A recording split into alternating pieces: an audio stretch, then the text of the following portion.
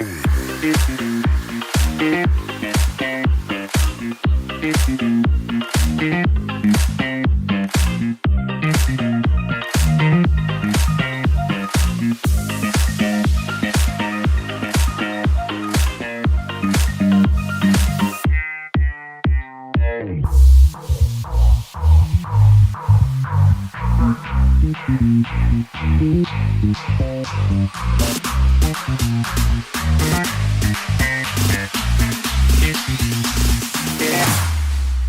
we go now.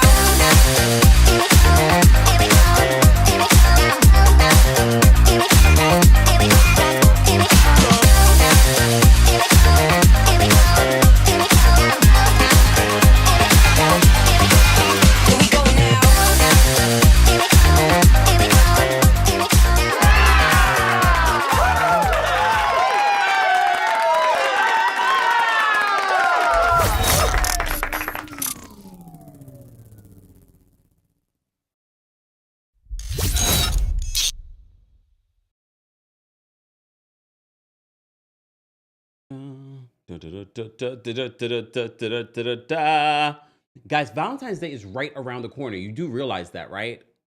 It's literally this week, this Saturday is February 1st. Sidebar, I'll be making an appearance at Watchmark Crappen's Crappy Awards at Town Hall this weekend. So stay tuned for that. But anyways, our friends over at Rose Forever sponsoring today's Tuesday Takeover, roses that will last you at least a year because Valentine's Day is right around the corner. And you know I've had these roses, I don't even know, it's been months. They still have the rose smell to them.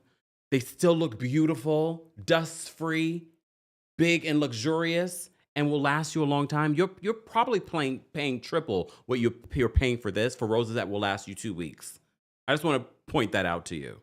But they don't just have these roses, but these are perfect for Valentine's Day. But they have other types of roses and shapes and assortments out there. They also have candles. So if you're ever looking for something for Valentine's Day for yourself, your boo, or whatever, you want something for yourself, we've got you covered. Check out the description for more details on how you can get a discount of $20 with the discount code Kempire20 and a link. All right, head on over to the description for more details, and shout out to our friends over at Rose Forever for sponsoring Tuesday Takeover. All right, let me put this here. And that goes for anyone watching on any other platform, TikTok, Twitch, Twitter. Just head on over to either our Facebook or our YouTube channel for more links. All right, shout out to everyone here. I appreciate you all being here, and thank you so much for your patience. Don't forget to like the video. It's easy and it's free, okay? Tuesday Takeover is officially back for now. Times are tough and I'm feeling blue. 3 words of wisdom. Whoa, whoa, whoa.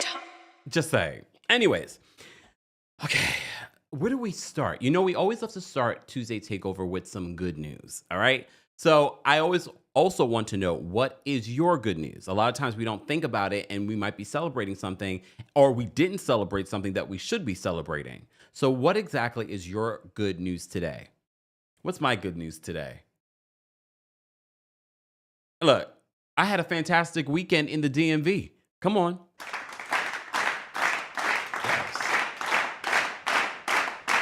Yes, I did. Sold out show. Stacey Rush stopped through. We had a good old time. I met a lot of you that I didn't get to meet the first time that I did our show in the DMV. Sidebar. Y'all keep asking about, a speed dating event. I'm doing my homework. But speaking of which, this Friday night, Friday East Coast time night, not West Coast, not GMT, East Coast, West Coast, not West Coast time. We will be doing another Dating and Astrology live. So buckle up, get your pictures ready. Not your pictures. Get your looks ready. Be ready to be on camera. Call in, share your dating stories or upcoming dating stories or tips or questions that you have. All right, this Friday. All right. I'll say, okay, so what's your good news? You gonna tell me your good news? All right. Oh, okay, Ash. Ash says, I got a treadmill today for my home. That's fantastic. I've been trying to keep up with getting my 10K steps a day. It's actually harder than you think. And this is coming from someone that walks a lot. But I guess since I moved, it probably not, and it's cold, so I'm not walking outside a lot. But I'm going to hit that treadmill. Yes, I am. Drea says, is this live? Nope. Drea says, is this live? Right now? Nope. Nope, nope, nope, nope. Oh, Danielle, you going to be there? Finally, Danielle says, I will have my popcorn and dating stories ready. Thank you. Because your stories are interesting. But yeah, keep sharing. Replay crew, we haven't forgotten about you. Be sure to share us with your good news as well. But good news in pop culture, we have to say congratulations to Skai Jackson. So Skai Jackson and this man, she's beautiful, had a baby. Look. So she made the announcement this week that, you know, first of all, we had saw her in the streets looking pregnant, and everyone's like, is Skai Jackson pregnant by that man? And there's been this has been a tumultuous relationship. But our friends over at People Magazine let us know that Skai Jackson is a mom. Yay. Look. Enough of that. The former Disney star, 22, has welcomed her first baby with her boyfriend, whom she has not publicly identified. Damn. Jackson revealed the exciting news through an Instagram post shared on Sunday, January 26th. Aquarius, you guys got another Aquarius. Alongside a photograph of herself holding her newborn baby's hands, the actress seemingly revealed her child's name as she wrote in her caption. I think Kasai is how you pronounce it. Oh, the cute little. Oh wait, let me show you the picture because I know you probably want to see the picture of the baby's hands. I mean, you won't see the baby. She seems like she wants to live a private life, and I respect that. And maybe that's part of the reason why she hasn't told us anything about this man. But we've seen them, and they've had a tumultuous relationship. So this is the picture that she posted on her socials in announcing the baby's arrival. Cute. I'm in my green era, so I love anything green. I like this little green she's got on. All right. But here's the downside of this situation. Where is this man that she's had a tumultuous relationship with? So no other details, including the baby's sex or birth date, has been shared. People exclusively confirmed November 2024 that Jackson was expecting her first child with her boyfriend. I'm thrilled to begin this new chapter in my life, embracing motherhood and diving into new acting projects. My heart is full, Jackson told People at the time. In recent years, the star, who is best known for playing Zuri Ross on Jessie and its spinoff Bunked, released her book, Reached for the Sky, How to Inspire, Empower, and Clap Back in 2019, and appeared on Dancing with the Stars in 2020. While she was preparing to become a mother, Jackson bonded with her mom, Kia Cole, who raised the actress as a single mother. My mom always taught me to stand up for myself, stand up for what I believe in, and fight for what's right, she told People in February of 2023. I thank her for that because without her, I probably wouldn't have had a lot of confidence that I do now. But here's the thing. Skai Jackson revealed over the weekend that she had given birth to her first child, according to her friends over at Your Web. But the father, DeAndre Bergen, this man, wasn't present as he's been incarcerated since November. I know your mother wanted so much more for you, Skai. I know she did. She did not do all the things that she did so that you could have the career that you had for you to end up with a man like this. Look.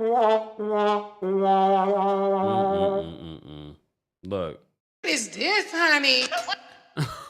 Bergen is currently serving a 90-day sentence for violating his parole. He was already on parole, y'all. He's currently serving a 90-day sentence for violating his parole related to a previous juvenile case, involving theft and weapon possession. According to TMZ, he is expected to be released in February.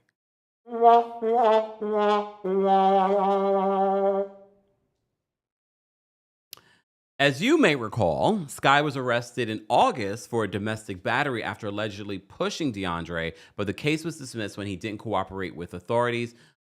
Your Web reported earlier that the incident allegedly occurred at the Universal City Walk, a popular entertainment complex where security personnel observed an altercation between Jackson and her boyfriend. Details emerged that Jackson was seen pushing Bergen on more than one occasion. Despite both Jackson and her boyfriend claims that nothing physical transpired and their relationship was well, security detained the couple until law enforcement arrived. The deputies reported that after reviewing video footage, they witnessed Skai Jackson pushing Bergen, leading to her arrest for misdemeanor domestic battery. She was cited and released a few hours later.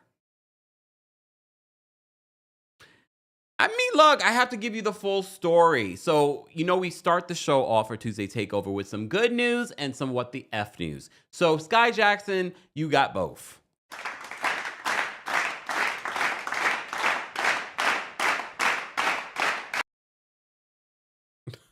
Okay. Someone in my TikTok chat, Jay, says she should have stayed with Beyonce's nephew, Jules.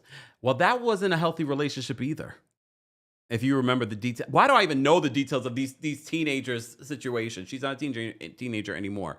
But why do I even know the details of that? That wasn't a healthy situation, but Jules seems to be back on track when it comes to his life. He's not getting in trouble. He's now a model and focusing on that. Skai, congrats. What do you want me to? Woo, woo, woo. I have nothing. I just wanted to report the story to you because it's a part of our Tuesday Takeover. Okay? Speaking of pregnancies, this will lead us into talking about Harlem. Guys, the new season of Harlem is now available on Prime. I know we all have Prime and we probably should be getting rid of it. Amazon, Jeff Bezos. Yes, the day, the mess of it all. Either way, we want to support this Black show. OMG. Okay. That will lead me to talking about the Target situation in DEI. We have to talk about it on some level. Okay. But let's talk about Harlem. The first 2 episodes are now available. The 3rd episode will be coming out on January 30th. That is Thursday. I love this show. I've loved this show since season 1. If you've been following the channel for the last couple of years, we've been talking about this show. So when people think that we just talk about housewives here, I don't know where you've been. Because we talk about everything. And this is one of the scripted shows that we talk about and cover. And just like that, where are you? Look. And just like that, where are you? Just saying. I mean, I think we're going to get a longer season for And Just Like That. Because they've been filming a long time. I think they're done now. So I'm looking forward to that. I'm looking forward to White Lotus. Might have to talk about White Lotus during our Tuesday Takeover. But anyways, back to Harlem. So the first 2 episodes are available. Here's the thing.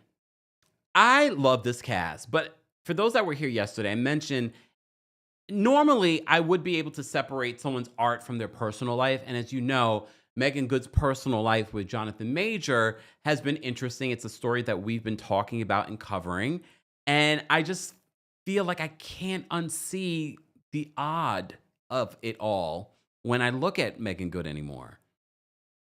I still enjoyed the episodes. Don't get me wrong. Okay.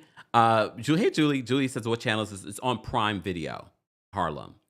And it's a great show. Whoopi Goldberg's in it. Bev is in it. Who else is in it? A bunch of people. Look, a bunch of people. It's really good. It's well written. You might, my guy from Down in the Valley with a Girl. But anyways, and he still looks very good. All right. His character on the show is Ian. And as you know, I feel like it's a Black version of Sex and the City in a way. And these women play the different archetypes. And Camille, Megan Good's character, is very much like Carrie from Sex and the City in a lot of ways. In a lot of ways, annoying, like Carrie from Sex and the City. I like Carrie, but there are some annoying things. I'm never surprised when people say I never liked Carrie from Sex and the City. I'm not surprised by that. So Camille has that same energy. But like I was saying, it's hard for me to watch it. It didn't ruin it for me, but I still kind of look at Megan Good like, okay, girl. But I enjoyed it. And she maybe it helped because I still was annoyed by her character. Spoiler alert, spoiler alert, spoiler alert. Okay, just giving you a heads up. So we find out in episode 2 that she's pregnant with Ian's baby because they can never seem to get it together. If you've been watching the series, and you know they've been on again, off again, then they seem to be back on again, and then they broke up at the top of this season. But they are, and some of you might be able to relate to this. It's very relatable to a lot of you. A lot of y'all still sleeping with your exes. But look, I think after you end a relationship, sometimes you have that. I guess that I haven't had that.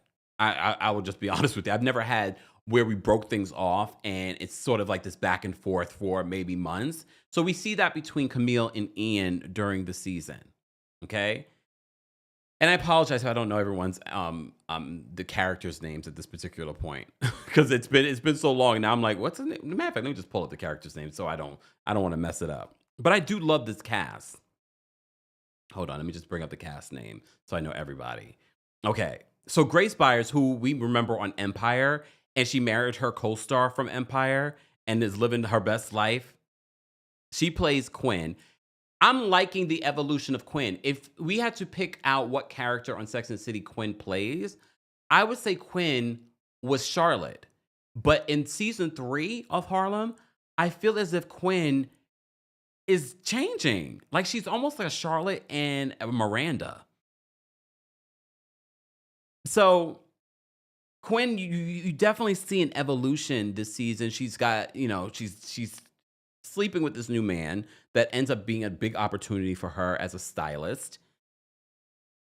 But then I think to myself, Jerry Johnson, who plays Ty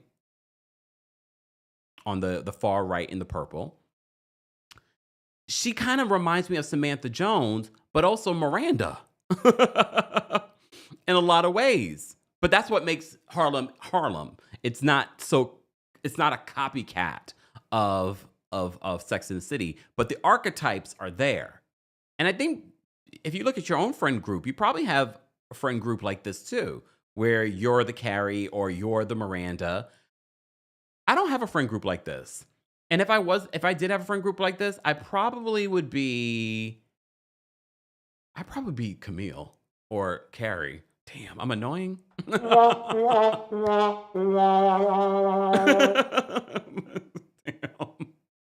No, I'm the central figure. Everything revolves around me. Nasta says it's a good blend. It is. Hey, Juliet says, thank you, Kempire. I need a distraction from everything that's going on. Juliet, we're going to briefly talk about some of what's going on because that's what Tuesday Takeover is. Oh my gosh, Kofi. Yeah. Oh my gosh. Yeah, we have a great cast and a great looking cast. I don't have a picture of my boy, Tyler Lepley, even though I've heard some things about him behind the scenes, but I'm not going to say that here. Okay. It just kind of ruined what I thought of him. I don't know what I thought of him. I was just attracted to him. I didn't think that he was a good person. It's okay. He's still gorgeous. But you know who my favorite character from this is? It's Angie. Angie is in a new relationship. She's engaged. She's planning a wedding, but she's also pursuing her acting career. Okay. She's probably my favorite of this cast. She makes me laugh. She's able to give you such depth. You get drama from her, but you also get a lot of funny. For me, she's probably my favorite. Who would she be in a Sex and the City archetype? Because for me, she's sort of like a mix between herself and Samantha Jones. You get what I mean? Hey, Lovely Ray. Lovely Ray says, hey, everybody, I had a blast at the DC show. I came alone, but felt welcomed. And you told me to put my phone away. I don't remember that. Sorry, Ray. Thank you for coming. Oh, you're gorgeous. Okay. DC, y'all, someone came to the mic and said they want me to do a speed dating situation. If you want me to do a speed dating situation, keep talking about it, okay? Let's get that happening. Hey, Brooklyn Rose. Brooklyn Rose, thank you for being a member. Brooklyn Rose says, Kempire's live to the rescue. I can't forget about the drama my son had. Oh, I can forget about the drama my son had in school today for a good hour or so. I'm so nosy. I'm like, what happened? But maybe we shouldn't be talking about it. What happened? Just saying. Everyone has their dramas, see? But there's also some good news. Okay. All right. But back to Harlem. For those that are just joining us, we're talking about Harlem on Prime Video. I always forget that I have that app, but luckily the Apple TV app reminded me that there was a new season of Harlem. So that the first 2 episodes are now available. I'm glad they broke it up this way that we can kind of talk about this week to week. And the first 2 episodes were good. I was definitely engaged. Camille is still a hot mess. Camille is pregnant. Camille is not sure whether or not that if she should keep this baby. So she calls her mom. Her mom has something, right? Because she did say in episode 2 that her mom's is walking around undiagnosed. There are a lot of people walking around undiagnosed. But literally, as I'm seeing her in this scene interact with her mom, I'm like, her mom might have autism. Or some, she might be on the spectrum. I'm not sure. However, or she could just be a bad mom. But I just the way that it was portrayed to us, I was like, wait, no, I think she might have something. Okay. So that is the big thing that's happening right now. But here's the thing. So at the beginning of episode 1, Camille and Ian are sort of still sleeping with each other. They're friends with benefits. Until, and this is what happens, some of you can relate to this, your friends with benefits gets into a relationship and they ghost you. But here's the thing. These two had a relationship. So he ghosts her because he's talking to someone else, only for when she's out with her girls, she sees him with someone that she thought was just his friend, like a little sister. And apparently he's dating her. But here we go. By the end of episode 2, because she's on the fence on whether or not she's going to keep the child, he texts her. He wants to have a conversation with her about it because it seems as if he's changed his mind on it because he wants some sort of, look, he's the man in the situation, but it's her body, her choice. I know they've repealed it, but still her body, her choice in the state of New York. All right, because they're in Harlem. So,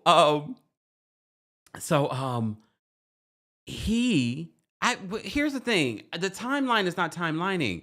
Why would with Ian be already talking about having a baby with this other person? I know he's known her a long time, but they weren't dating a long time. I guess maybe she felt she always wanted to have a baby. We see them at the office. As soon as Bev was sort of like, Bevy, sorry, I'm calling Bev like we Aunt Tammy.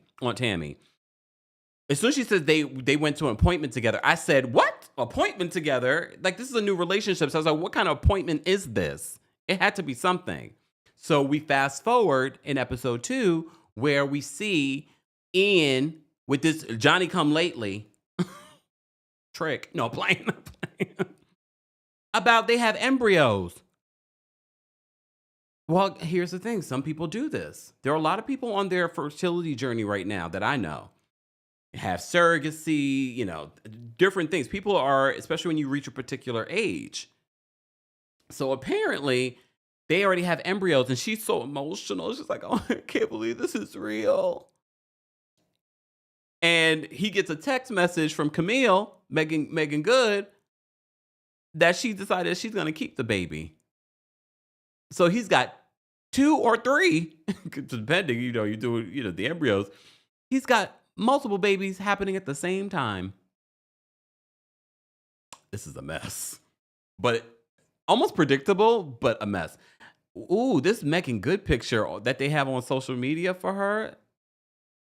I know she said she was going to her skincare person. They were putting something on her skin that was lightening her skin. That's not a good photo of her though. But anyways, so far, episode 1 and episode 2, I'm in. The new season of Harlem is available right now on Prime. Episode 3 will be coming out this Thursday, and then we will revisit next week. Okay. I am going to do a separate live talking about Young, Famous, and African because we still have to unpack and talk about what's going on with Annie and Tubaba. And I know our African connects are going to want to call in and weigh in. Okay. All right. I've given you a couple of short form updates. Just saying. But yeah, so if I had to rate the first 2 episodes of Harlem, I think they were solid 8, maybe a 9. And I think it's going to be a short season. I don't think they're going to have a long season, but it is their final season. I know you probably heard the rumor that it's their final season. No, it's definitely their final season. And they were out last week promoting the new season. And they did talk on the Breakfast Club about people not believing Megan Good and Jonathan Majors' relationship. Either it's not a real relationship or Megan Good makes poor decisions. I'm going to say the latter. I think it could be said for both. Because if it is a real relationship and she decided to get into a relationship with a man that was accused of battering a woman, and then all this other stuff comes out and you decide to go public with this relationship, because he had just broken up with this woman, literally days before all of a sudden we see that they're hand in hand, unless you were the woman he was texting when Grace Jabari was trying to grab his phone. I mean, then there's that. Just asking. But I think it's probably better that we think that this is just a fake relationship. But at the end of the day, poor decisions. It's okay. It's okay. Danny says, I can't believe it's the last season. I don't know. I'm sure they probably talked about why they decided to make it the last season. I definitely think the show could have went on for maybe 2 more seasons. I do want to normalize, very much like what they do in the UK, ending things, giving things a limited run, as opposed to, oh, the show is doing well and we're going to run this sucker into the ground. I wish that we would normalize ending things like that and making things limited. I have seen that they've started to do that here in the States, but it's not the common thing. Okay. K-Baby says, I still believe it's PR. Me too. But then people, there are 1 or 2 people like, you're so hateful. Why can't it be real? I'm looking at the facts. I want to see love. I want to see love. I want to see black love. What's his history, though? I mean, he did tell Grace Jabari that he wanted her to be his Coretta. And I said, okay. Melissa says, I agree, Kempire, but 1 season is too short. Here's the thing. If you watch a UK television, Danny, right? I'm calling Danny out. For those that remember, is Miranda here? If you watch UK television, if it's done right, sometimes all you need is a season. Just saying. All right, let's move on. What is my list? What do I want to talk about? All right. Real Housewives of Beverly Hills mid-season trailer came through. Did you guys see it? Look, first of all, shout out to Garcelle. Garcelle is back to black hair. And for those people that were acting as if Garcelle's red hair wasn't fly, it was fly. But I'm glad I felt like, okay, we've done over a year in the red hair.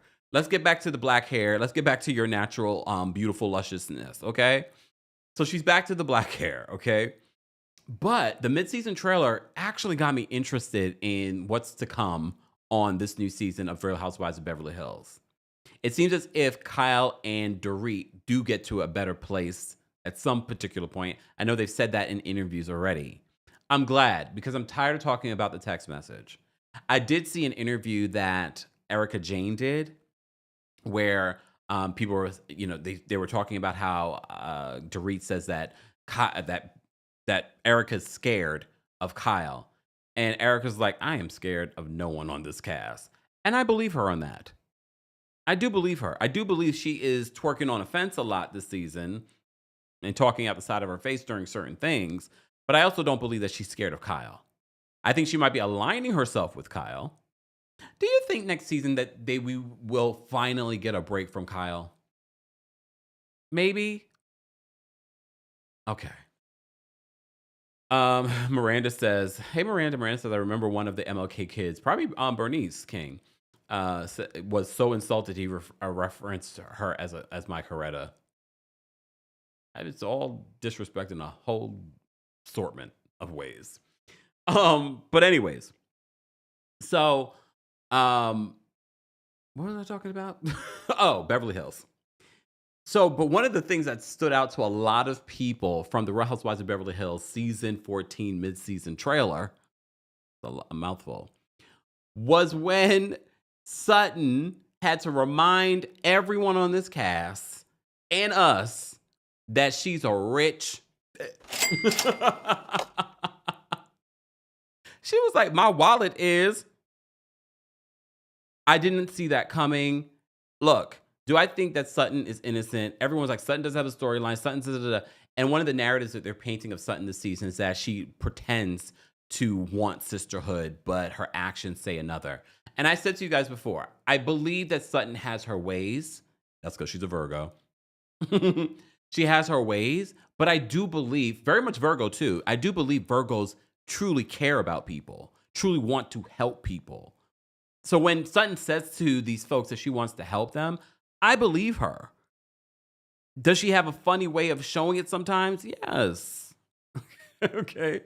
She said, my wallet is. For me, she was my favorite part of the mid-season trailer. She was the only reason why I got excited to watch. Her and Jennifer Tilly. Jennifer Tilly is a perfect friend of. It's very much Kathy Hilton. Can you imagine Kathy Hilton and Jennifer Tilly? Yes, we have them both this season. We're not getting a lot of Kathy, though, so far. Right? Charles says, yes, her wallet is fat. And that's just facts. I did see, because, randomly you'll see comments where people were sort of like, oh, Sutton's talking about all her money that she got from her husband. Yeah, let's not downplay women that have supported their men so that they could achieve what they have achieved. When Sutton got with her husband, they both had nothing. They built that together and raised the family. The court saw it, that made sure that she got what she deserved in that divorce. And she was smart enough to do what she needed to do. There are a lot of people that don't end up like Sutton does in a divorce. Sutton ended up with a nice fat check every single month, property, all kinds of things. Alex says, at Virgos love a humble brag. Which is so funny because that's the name of Cynthia and Crystal's podcast, Humble Brag, but neither one of them are Virgos. Isn't Crystal an Aquarius? I know Cynthia is a Pisces, right? Yeah, Pisces. Melissa says, yes, say it to the people in the back, Kempire. Just saying. But anyway, so the mid-season trailer for me actually got me a little more excited. And I was also excited that it was the mid-season trailer, meaning that we're not dragging out a season of PK and Dorit's divorce and things like that. Again, I don't 100% believe that. That was something else that came up in the mid-season trailer where Erica says, in the state of California, after 10 years, they get lifetime of spousal support. And this is Dorit and PK's 10th year. They're not getting a divorce, okay? Eventually, I think they'll get a divorce because I don't believe that this is a deep marriage, but I do believe that this is a partnership. But I say all that to say, I just wanted to mention that. But since we're talking about that, Real Housewives of Beverly Hills, did you guys see that Erica Jane's son, who doesn't like the spotlight, keeps a very low-key life? Erica Jane does not post him on social media. Well, he was in the damn A$AP Rocky trial, testifying. He's cute. Okay, take a closer look. We've seen pictures of him before. For those that know, we've seen pictures of him before, but he does lead a very quiet life. When you look closer, he has Erica's original face. Shut up. But you can see how that's Erica Jane's son. Handsome. All right. So TMZ lets us know more proof of Hollywood is small. The first witness at A$AP Rocky's Pow Pow Pow trial was an LAPD officer who just so happens to be the son of Erica Jane. Wait. Oh, hold on. I gotta play my Merce is in the purse. Okay. All right. So Tom Zizzo was called to the stand Friday at Rocky's trial as Rocky's trial got underway in a downtown Los Angeles courthouse, and he told the jury about his ties to the case. Turns out Erica's son was one of the cops who responded to the alleged pow pow pow, and he testified about what he saw at the scene when he arrived. While Thomas has a famous mother, this is really his first time in the spotlight. He never appeared on Real Housewives of Beverly Hills, and Erica doesn't post him on her social media either, which she says is out of respect for his privacy as a police officer. Yeah, because it puts his life at risk when he's on the beat. I'm sorry, I'm showing it. Well, he testified in court, okay? And we all know what he looks like. And honestly, if you saw him on the street, you probably wouldn't even realize it was him. All right?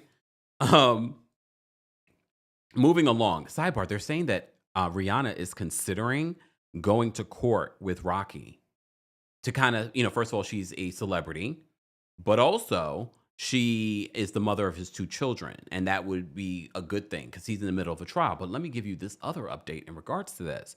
So according to TMZ, they said A$AP Rocky rolled the dice and rejected a plea bargain in his felony assault case because the deal would have cost him his livelihood. Sources with direct knowledge tell TMZ. Rocky's trial started, I think, what was it, earlier this week? Monday? I don't remember. No, not Monday. Was it last week? Rocky's trial starts with opening statements, and he faces 24 years in prison.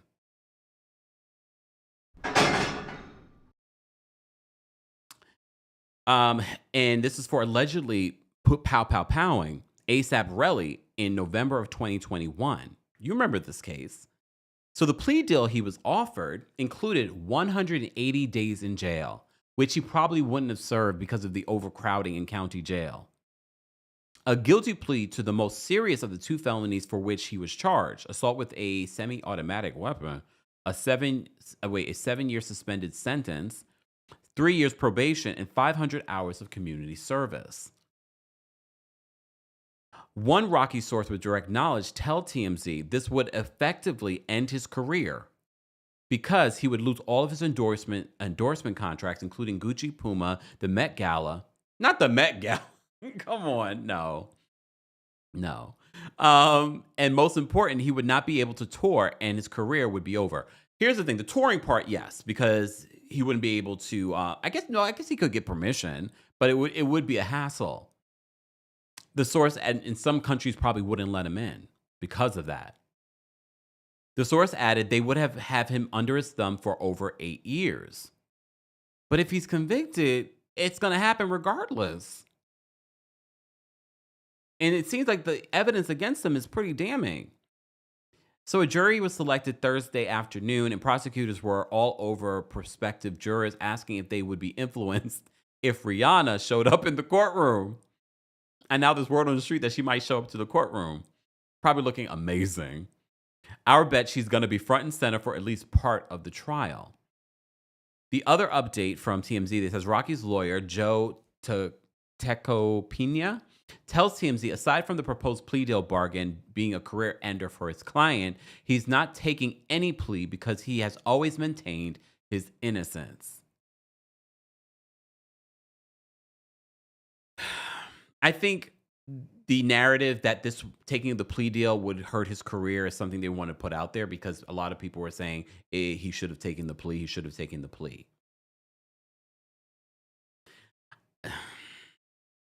Again, we have another amazing woman with amazing talent with a man that's dragging her down.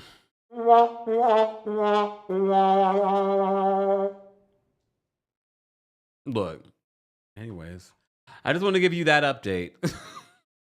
Okay, just giving you an update. Hold on, let me bring up this other story that I wanted to talk about in regards to Karen Huger. Oh, Lord. Karen Huger apparently has fired her attorneys. She should have fired them a lot sooner than she did. Okay, come on. Well, according to our friends over at lovebscott.com, Karen Huger, let me bring this down.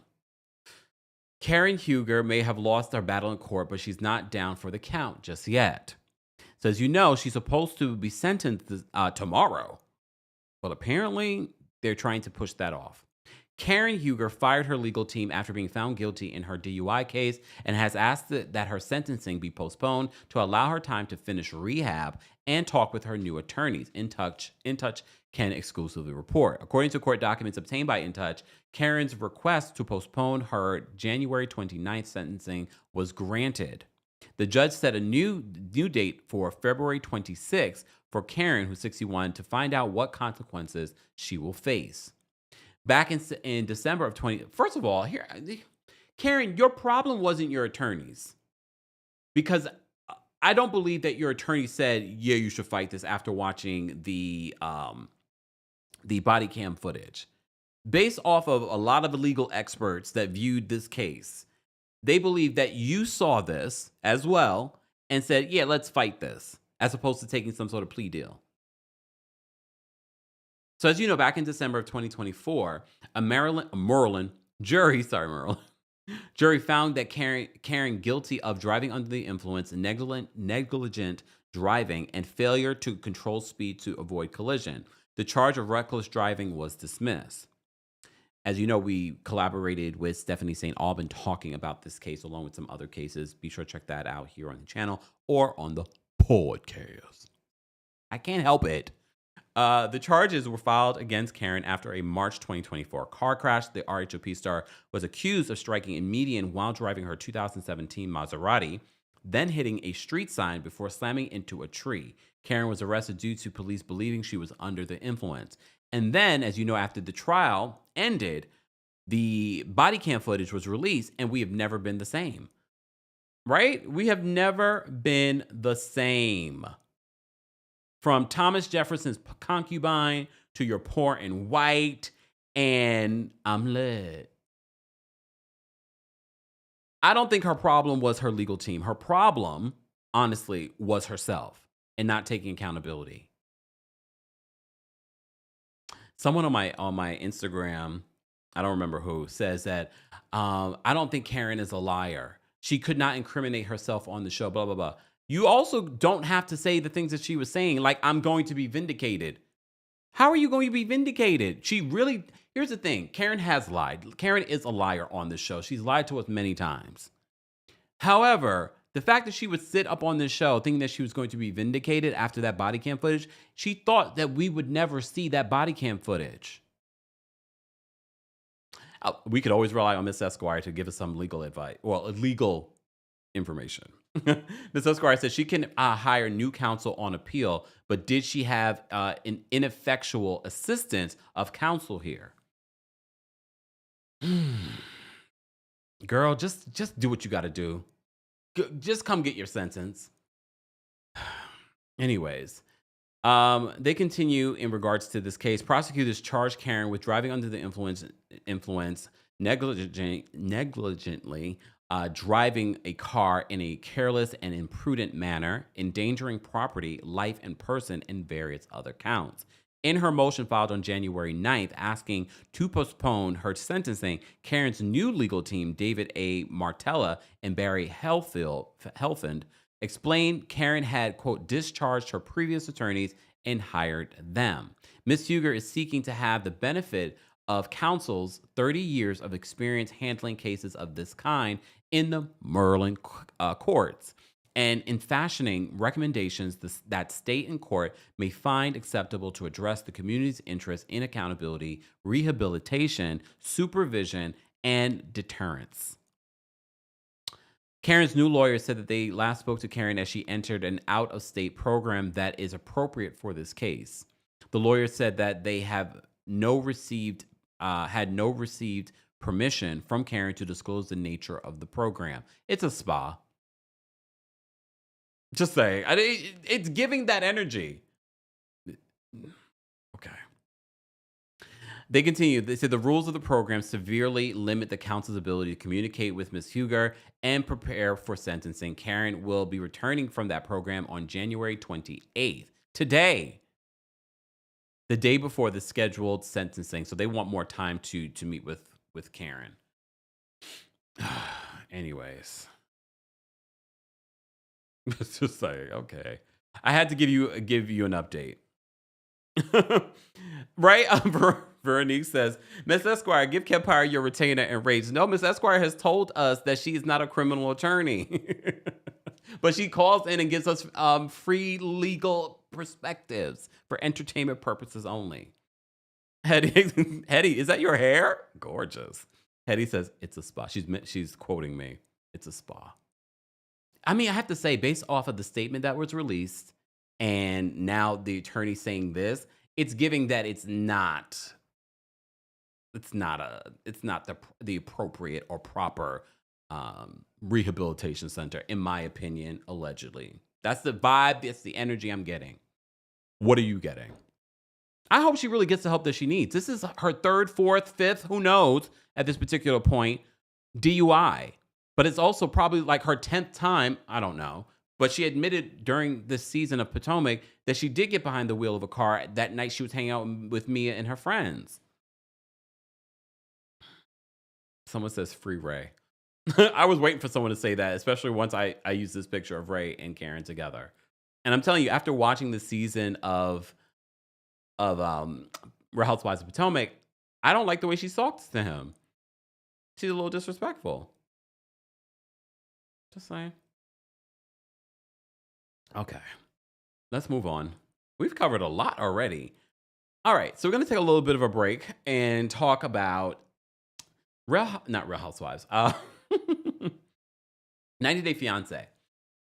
I did start watching, I started watching 90 Day Fiancé the other way, but I've skipped a few episodes and just went straight to the tell-all. And even after watching the tell-all, I'm sort of like, I didn't miss much. And 90 Day Fiancé the other way is usually my favorite of the 90 Day Fiancé series. But I'm sort of looking at Sarper, whatever his name is. You have no room to talk. And they're such a shallow couple. And then watching the season when he accidentally hurt her in their argument when he was trying to grab her phone away. I was like, this is also abusive relationship, but we knew this was abusive relationship back from when he was trying to control everything that she did and what she wore. Mind you, he's a walking red flag. He's never been in a relationship. This is their first relationship. But apparently, here he is in the United States on a 90-day fiancé visa. The 90 days has started. So they need to get married or he needs to go back home. Inky and Corona. I can never look at the Corona without thinking of the virus. Every time they say her name, I'm like, whose side are you on when it comes to Corona and Inky? Inky gave immature from the gate. He gave immature from the gate, could not. At first, it's like, okay, maybe there's something endearing about him. He hasn't been in a serious relationship. This was his first serious relationship. They're no longer together. I was like, what is going on? He ups and leaves the reunion tell-all, leaves his friend there to answer questions. What's that about? We saw that also on 90 Day Fiancé before the 90 days tell-all. People just up and leaving the reunion or the tell-all. But we'll get to 90 Day Fiancé before the 90 days. I don't have a lot to say about 90 Day Fiancé the other ways tell-all. I was glad that we were at the tell-all. Kira says, I was literally in the middle when the family came out. I didn't get to finish the tell-all part 2 yet. But you're right. Corona's family already were giving me life when they came out. Because they were giving it to him, even though he wasn't there. Inky up and left. During the season of 90 Day Fiancé the other way, we saw that he was very immature. He was very immature. So I wasn't surprised that this relationship didn't work out. And here's the thing, and this is part of the reason why I was really starting to not want to watch 90 Day Fiancé or talk about 90 Day Fiancé here anymore, was because I kept on seeing how they were pre-producing so much stuff. Even with Sarper's situation, they had to dig up a woman that he went on a date with 30 years ago. What is going on? What is this, honey? They had to dig up a relationship that he was in 30 years ago to bring on and have a conversation about. Okay. Who else was on this cast? Hold on. Because I forgot to bring up a picture for this cast. Oh, what you would call it? What was the name of this girl? I forgot her name. First of all, Lauren. His friend came out and tried to defend him, but I'm sort of like, I'm not sure if he's special or if he's look, I can't even find the words. I think he's special, but I also think that he is a user because I think he also knows what he was doing. I think his whole intention was to leave the United States, which a lot of people are doing. I think his whole intention was to use her in order to get a residency somewhere else. Let me see if I can bring this picture up so you guys can see who I'm talking about.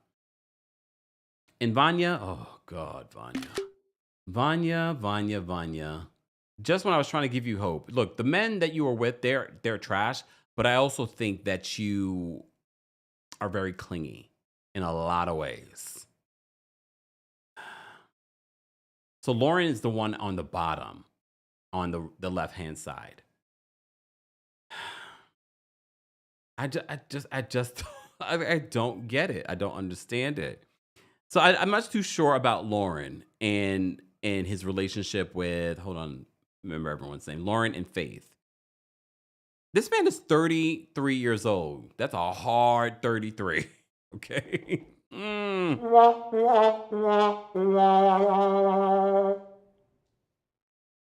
I feel like as if he really just wanted to move to the Philippines, and that was the only reason why he was marrying her. At one particular point during the season, he literally was just like, I can marry your mom. What? I can marry your mom. He just wants to get married. He literally is one of those passport bros. He doesn't care. Yes, he's 33. Okay. I have to say, a lot of these couples I don't care about. Rain and Chitty, as you remember, Chitty, he was blind. We talked about him a little bit last week. He, of course, they're not featured during the season. Tiger Lily and Adnan. There we go, Adnan. I don't have a picture of them here. Look, they're together. He's here in the United States. They live in Texas. They have a baby together. He's just very opinionated. Very opinionated when it comes to all these folks and their relationships. Maybe a little too much. But I have to say, some of his opinions make me laugh. Some of his reactions make me laugh. Speaking of people with reactions, Niles. Can we talk about Niles? What in the hell, Niles? Where's my picture of Niles? Niles. Here's the thing. Niles is in a relationship with Matilda. Their relationship is solid, for the most part, for a 90-day fiance. Okay? But he has a lot of strong opinions. He almost gets into a fight, a physical altercation, and it goes left very quickly. I just felt like he was being a little too much. Like, I get it on some level. This is what they do on this show in regards to having opinions on everyone else's relationships. But I felt like he was doing too much. Like, sit there and take in. It's weigh in when you can, but that's about it. What else did I want to say about this cast? Sunny and how do you pronounce her name? It's like Via. I don't believe in this relationship at all. I don't know what this relationship is. They unpack her relationship with her ex-boyfriend. And remember, the ex-boyfriend flew her to South Africa. And we're all sort of like, Are you still interested in him? The entire cast was sort of like, it seems like you might be still interested in him. She says that they're not. I don't know if Sonny's interested in her. I don't know if I believe this relationship. And I told you last time when we spoke about this couple, I wasn't looking at the TV at one particular point, and she was speaking, and I said, wait, that sounds like Miss Piggy. Poppy says he can't Kempire. Literally, Niles has word vomit. And we have to remember, Niles has autism. But here's the thing. No, I feel as if we watch Niles the entire season have control in regards to some of the things that he says and does. But in this environment, and maybe it's because it's this environment, he's doing a lot. Poppy says that Sonny looked done. He should have been done a long time ago. But I don't know if, again, I don't know if I believe that this was a real relationship. I think this was production. Because they kept on trying to develop some sort of issue with this couple. Anyways, I don't want to spend too much time on all these couples. I did want to mention Vanya. Vanya at the bottom there. Okay? She didn't even end up with this guy. She ended up with another guy that I believe producers hired. Okay? And did their own matchmaking. Only for us to find out that this man videotaped them. This new guy, not the guy that's in the picture. This new guy that they hooked her up with while she was out there because things fell apart very quickly with the guy she had been talking to for months. He videotaped them when they were being intimate. Niles lost a fit because when that guy said to him, Osho or something like that, said to him, "Oh, you're being rude," and he was like, and disrespectful. He was like, "You have nerve to tell me that I'm being rude and disrespectful? And you videotaped her without her knowing?" Yeah, look. I mean, it's not a bad season, 90 Day Fiancé before the 90 days, but it's still not great. It's still not great to me. Leah says Avea is 27. Yeah. I believe that Sonny's 26, though. I don't know about. I mean, look, you know how these things how these things happen in the world, okay? All right, guys, if you haven't already, be sure to like the video. It's easy and it's free. This is our Tuesday takeover where we cover a variety of hot topics, reality television and scripted television. Mama Allie is keeping the timestamps. So for those that are coming to look for the Blake Lively story or the Diddy story or whatever story, you'll have the timestamps to go directly to those stories. So do not complain in the comment section, because if you complain, I'm just going to ban you from the channel because you obviously did not listen or look to see that there are timestamps. Okay. All right. D. Pegram says, I want to know how Lauren made $46 last so long in the Philippines. I feel like there's so much about him that we just don't know. There's a lot about him that we just don't know, that we just don't understand. How did you guys feel about oh my goodness.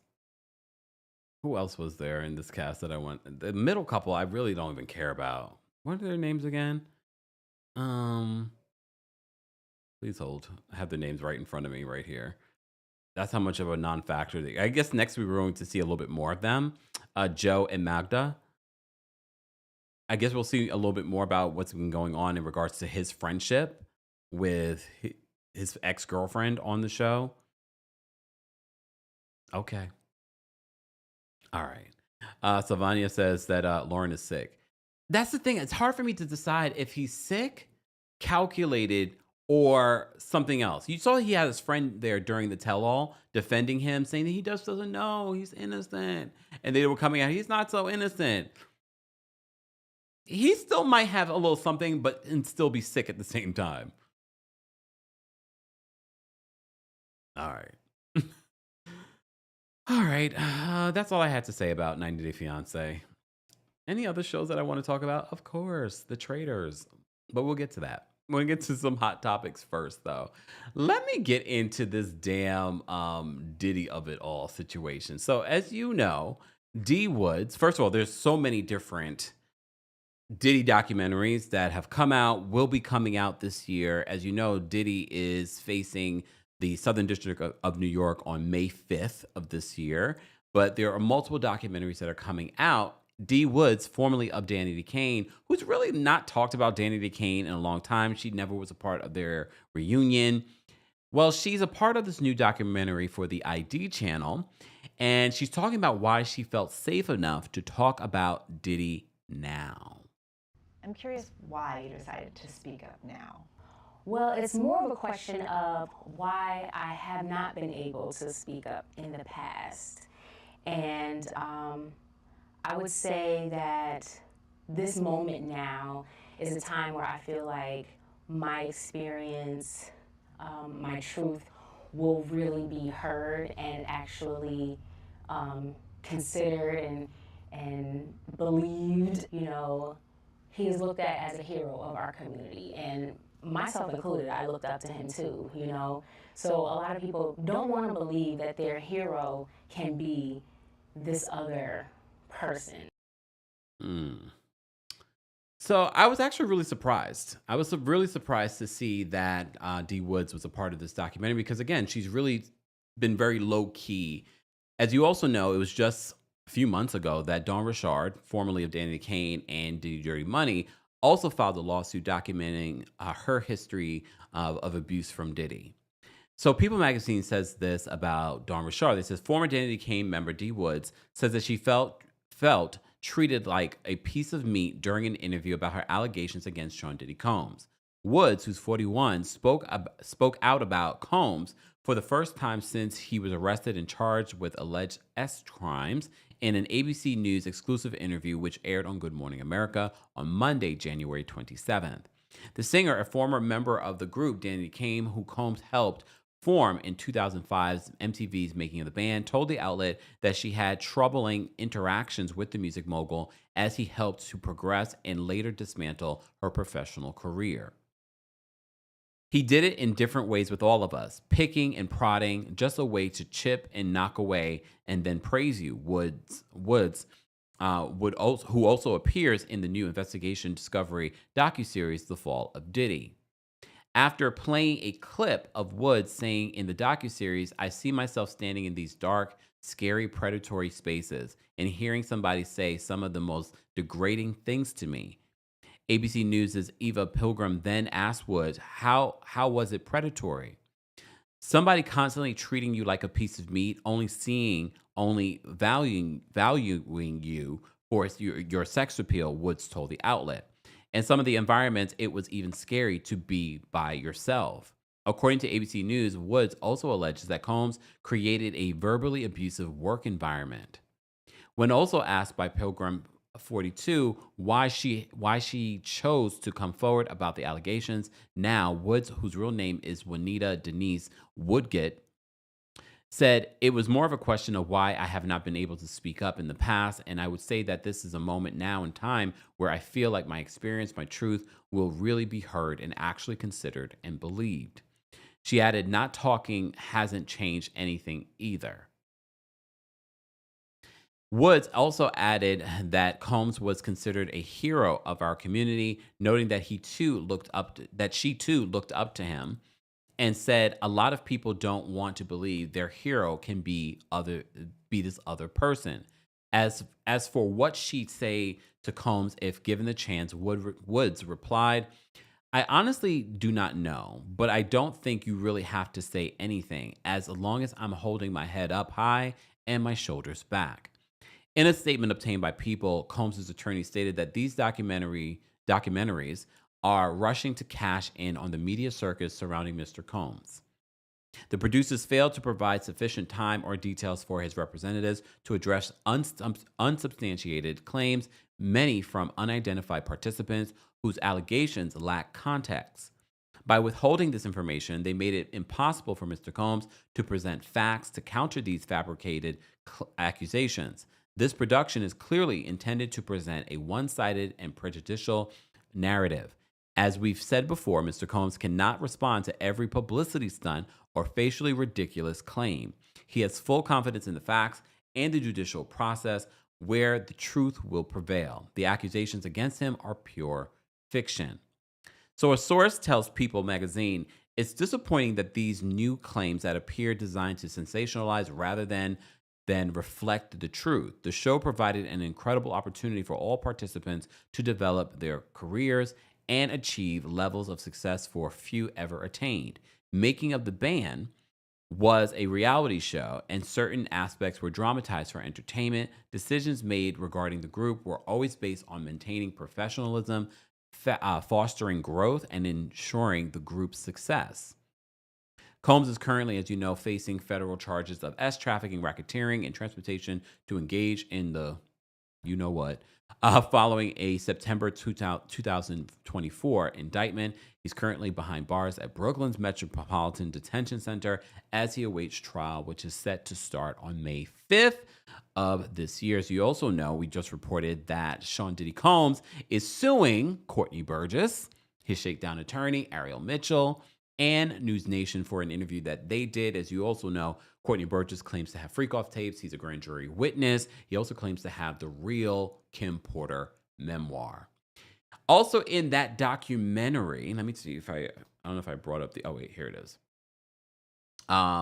His ex-girlfriend, Kat Payson, or Payson, I'm not sure how you pronounce it, alleges physical and sexual abuse from Diddy and also referred to him as a demon. So she's also a part of this documentary. Diddy's former girlfriend, Kat Payson, is detailing her alleged experience with him. During an interview on Investigation Discovery's upcoming docuseries, The Fall of Diddy, she revealed that he allegedly physically assaulted her in 2018. She said that during a heated exchange, he allegedly placed his arm around her neck and threatened to call the police. He laughed it off and told her it was a joke. Huh? Okay. She said that during a heated exchange, oh wait, I read that part. She also said that he seemed to empathize with R. Kelly, who is in prison, as you know, for his own crimes against young women, telling her there's a little bit of R. Kelly in all of us. Okay. In one instance, she alleged he threatened her by telling her she doesn't want to end up like his former girlfriend, Cassie Ventura. Here's the thing. It's hard not to believe. I know Diddy tried to make it seem as if the Cassie situation in that hotel hallway was a one-off and that he went to rehab and he got better. Doing that to a woman in the hallway of this public hotel said to me that that wasn't the first or the last time that you did that. Despite his video that he decided to release and say. So I believe the girlfriend that he was all of these things to her, the ex-girlfriend. In one instance, she alleged that he threatened her by telling her that she doesn't want to end up like his former girlfriend, Cassie, who we have seen be physically assaulted in a resurfaced video. Kat Payson said that she and Diddy dated from 2018 to 2019, and then again in 2021 when he allegedly R''d her at his Malibu home while she was sleeping. Cassie told of a similar story. She said that she didn't want to give too many details as she didn't want to, quote, relive the alleged incident. She did say, it was just scary to be honest because his whole tone, everything changed. It wasn't consensual, and he, the person who came out of the bathroom and woke me up, was someone that I didn't even recognize him, and I knew that I was never going to see him again. She alleged that Diddy later threatened to get her deported to Canada and ruin her life, to which she replied, "You're a demon." Diddy's legal team vehemently denies her claims, telling Page Six that they're fabricated. They also slammed the network for not giving them the time to respond to the claims ahead of the docuseries premiere, which we just read about in regards to the D Woods of it all. All right, guys, if you haven't already, be sure to like the video. It's easy and it's free. I just want to say thank you because we did get a couple of super chats. Seniors 11, thank you so much for being a member and for the super chat. They say, Kemp, I got my sprinkle cookies. They are great. They're not mine, but yeah, I told you. Thank you, seniors. Rita, thank you so much for the super chat and for being a member. Rita says, off topic, but I was late yesterday. Loved your RHOP recap and laughed my head off. Thank you so much, Kim. Always a highlight. See you in New York City. Yes, Rita. Rita's come all the way from Germany for our New York City show. Don't forget, guys, New York City has the in-person show, but we also have a live stream option. All of that information is available in the description. That is happening on Friday, February 21st. Get your tickets today. Miranda, thank you so much for the super chat. Miranda says, haven't watched this season. Is it worth watching? Of which show? 90 Day Fiancé, Harlem. We talked about a lot of stuff. Miss Esquire, thank you so much for the super chat. Miss Esquire says, Diddy's trial is set to start on the day of the Met Gala. Just an FYI. I figured. And it's Cinco de Mayo. People want to go and have a taco or something. I don't know. Anyways. Let's move on. CV says, I booked the live stream. Can't wait, Kemp. Yay!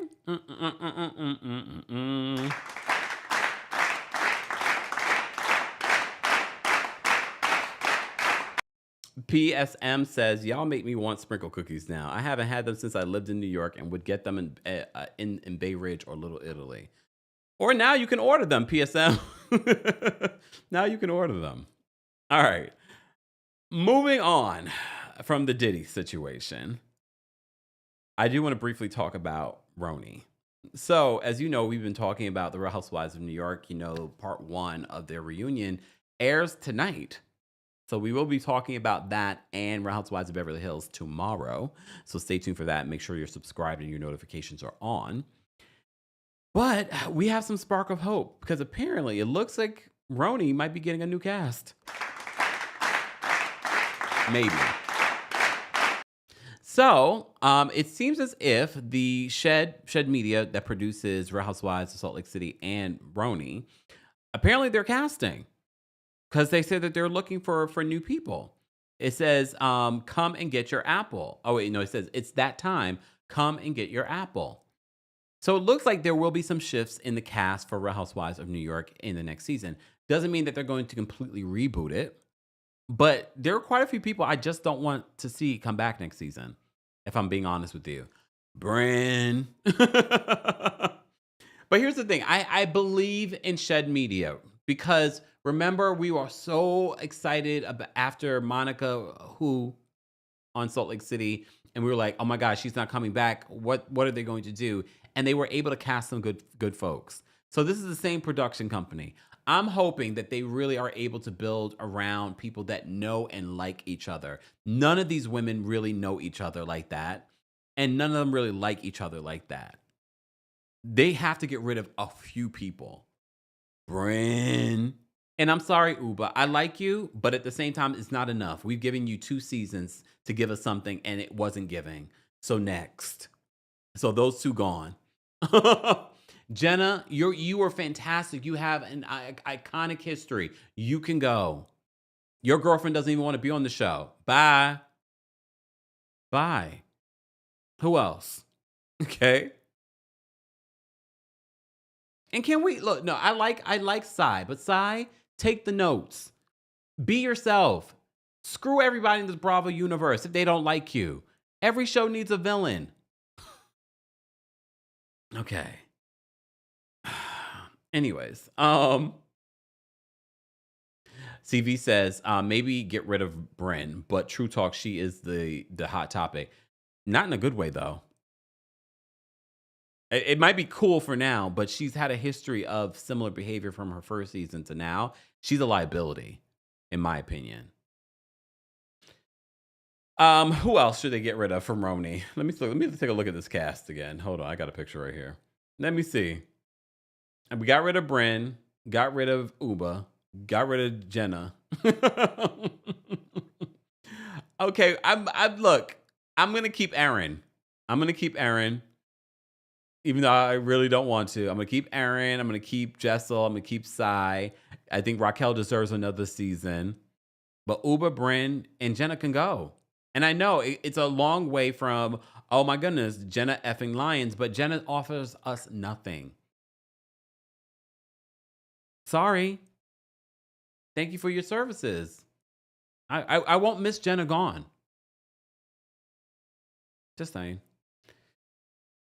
Okay. The N in the H says keep Raquel, Skai, and Jessel by Aaron. Only reason why I don't think they're going to get rid of that many housewives. We already just got rid of almost the entire cast.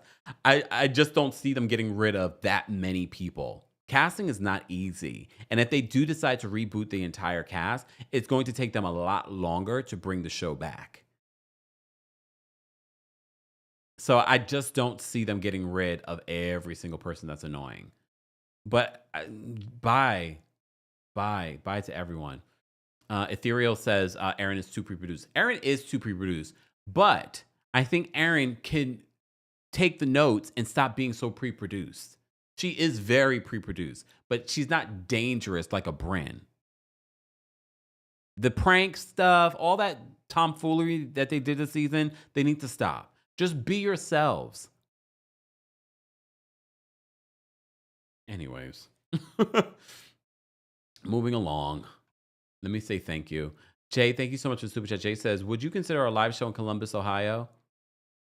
Oh, that with the sad eyes. I never thought of it. I would have to look at my analytics. I just don't want to come there and, you know, it's just going to be me and you, Jay.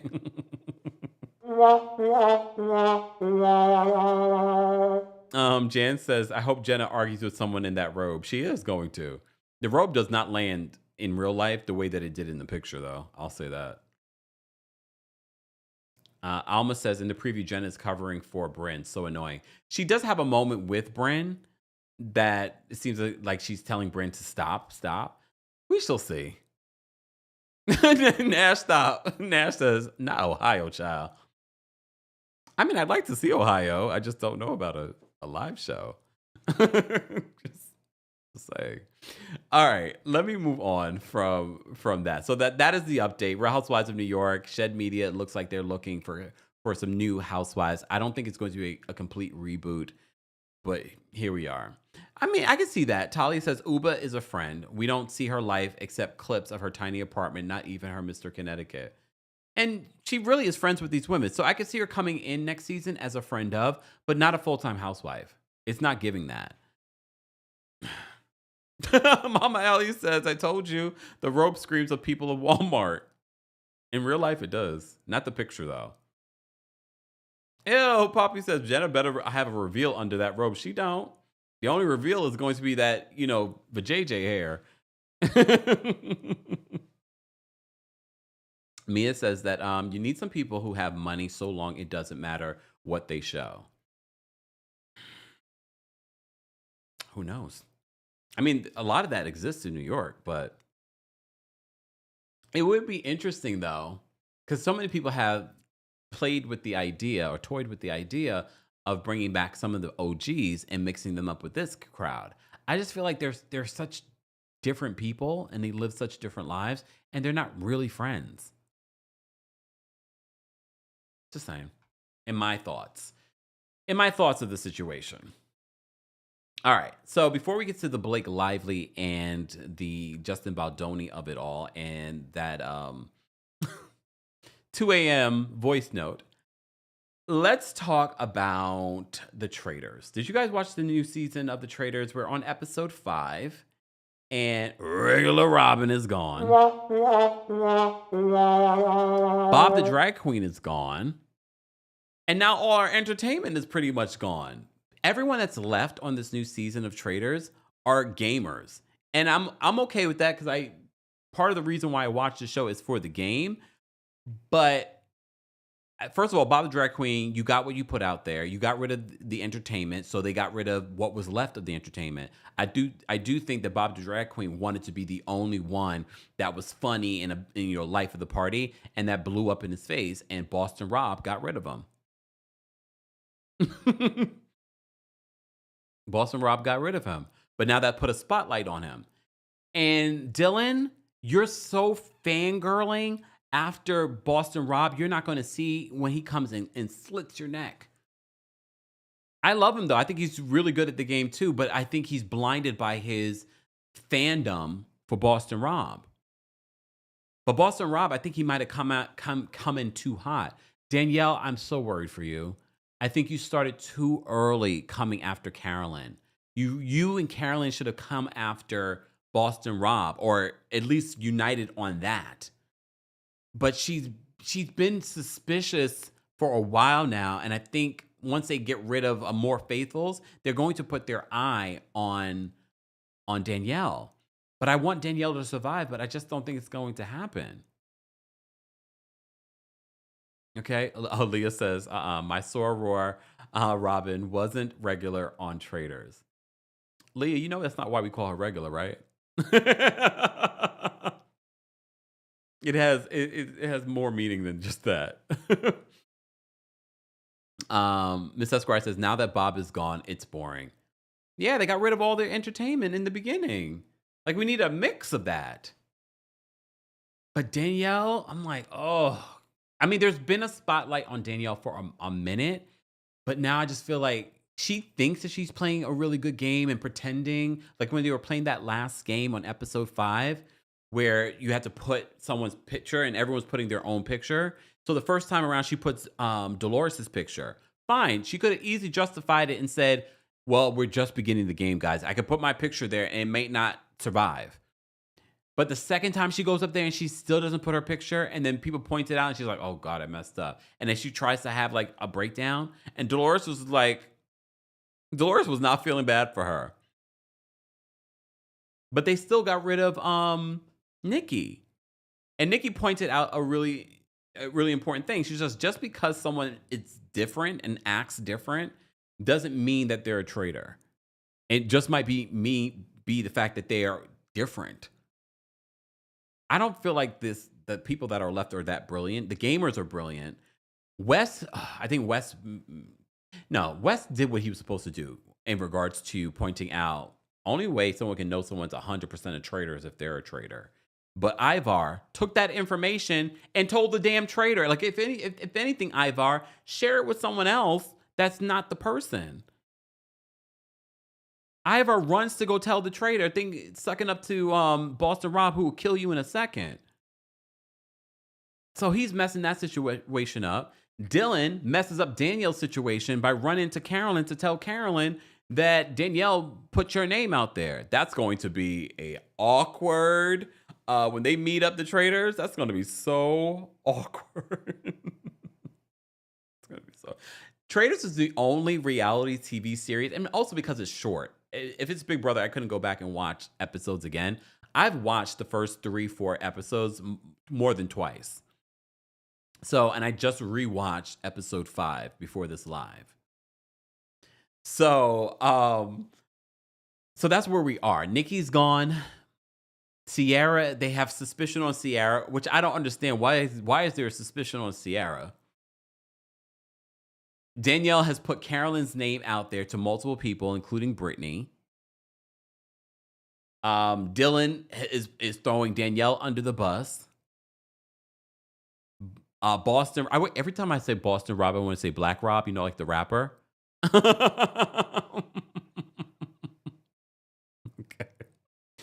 Boston Rob now knows. Oh, Janelle says Ivar is chauvinistic. I won't like him until I know he truly feels about Harry and Meghan. You already know, okay? You already know how he feels about Harry and Meghan. I wonder if that ever came up. I would have asked. That would have been funny. East Austin says Ivar is a Mountbatten. Google that last name with Germany and then tell me what you think. We know what that means. We watched what's it called? The Crown. Talia says that Teresa Giudice should have been on Traitors. Word on the street she was supposed to be. I don't know what happened and she ended up on a House of Villains, but maybe that check was bigger. I don't know. I could definitely see her doing it again, or doing Traitors. I can also see Kenya doing Traitors. I can see Nene doing Traitors. That'd be a good season with the two of them. And one of them has to be a traitor. Who should be the traitor? You have to pick one, though. Between Nene and Kenya, who should be the traitor and who should be the faithful? like I'm leaning, like my first inclination is make Kenya the traitor, but I feel like everyone's going to think that. So maybe not make her the traitor. Something to think about. English says, Kempire, when you coming to Houston? You know, we just talked about that today.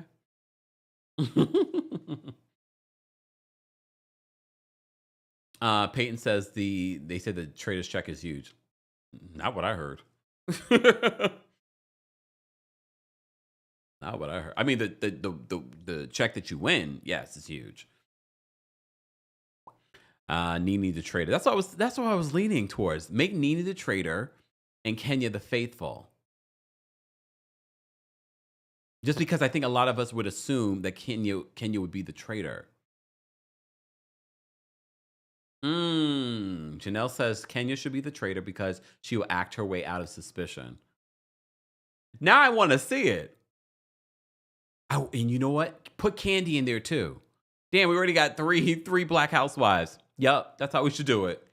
Next season. The other thing, shout out to the UK Traitors. I can't wait to watch it. I hear that it's all regular people this season.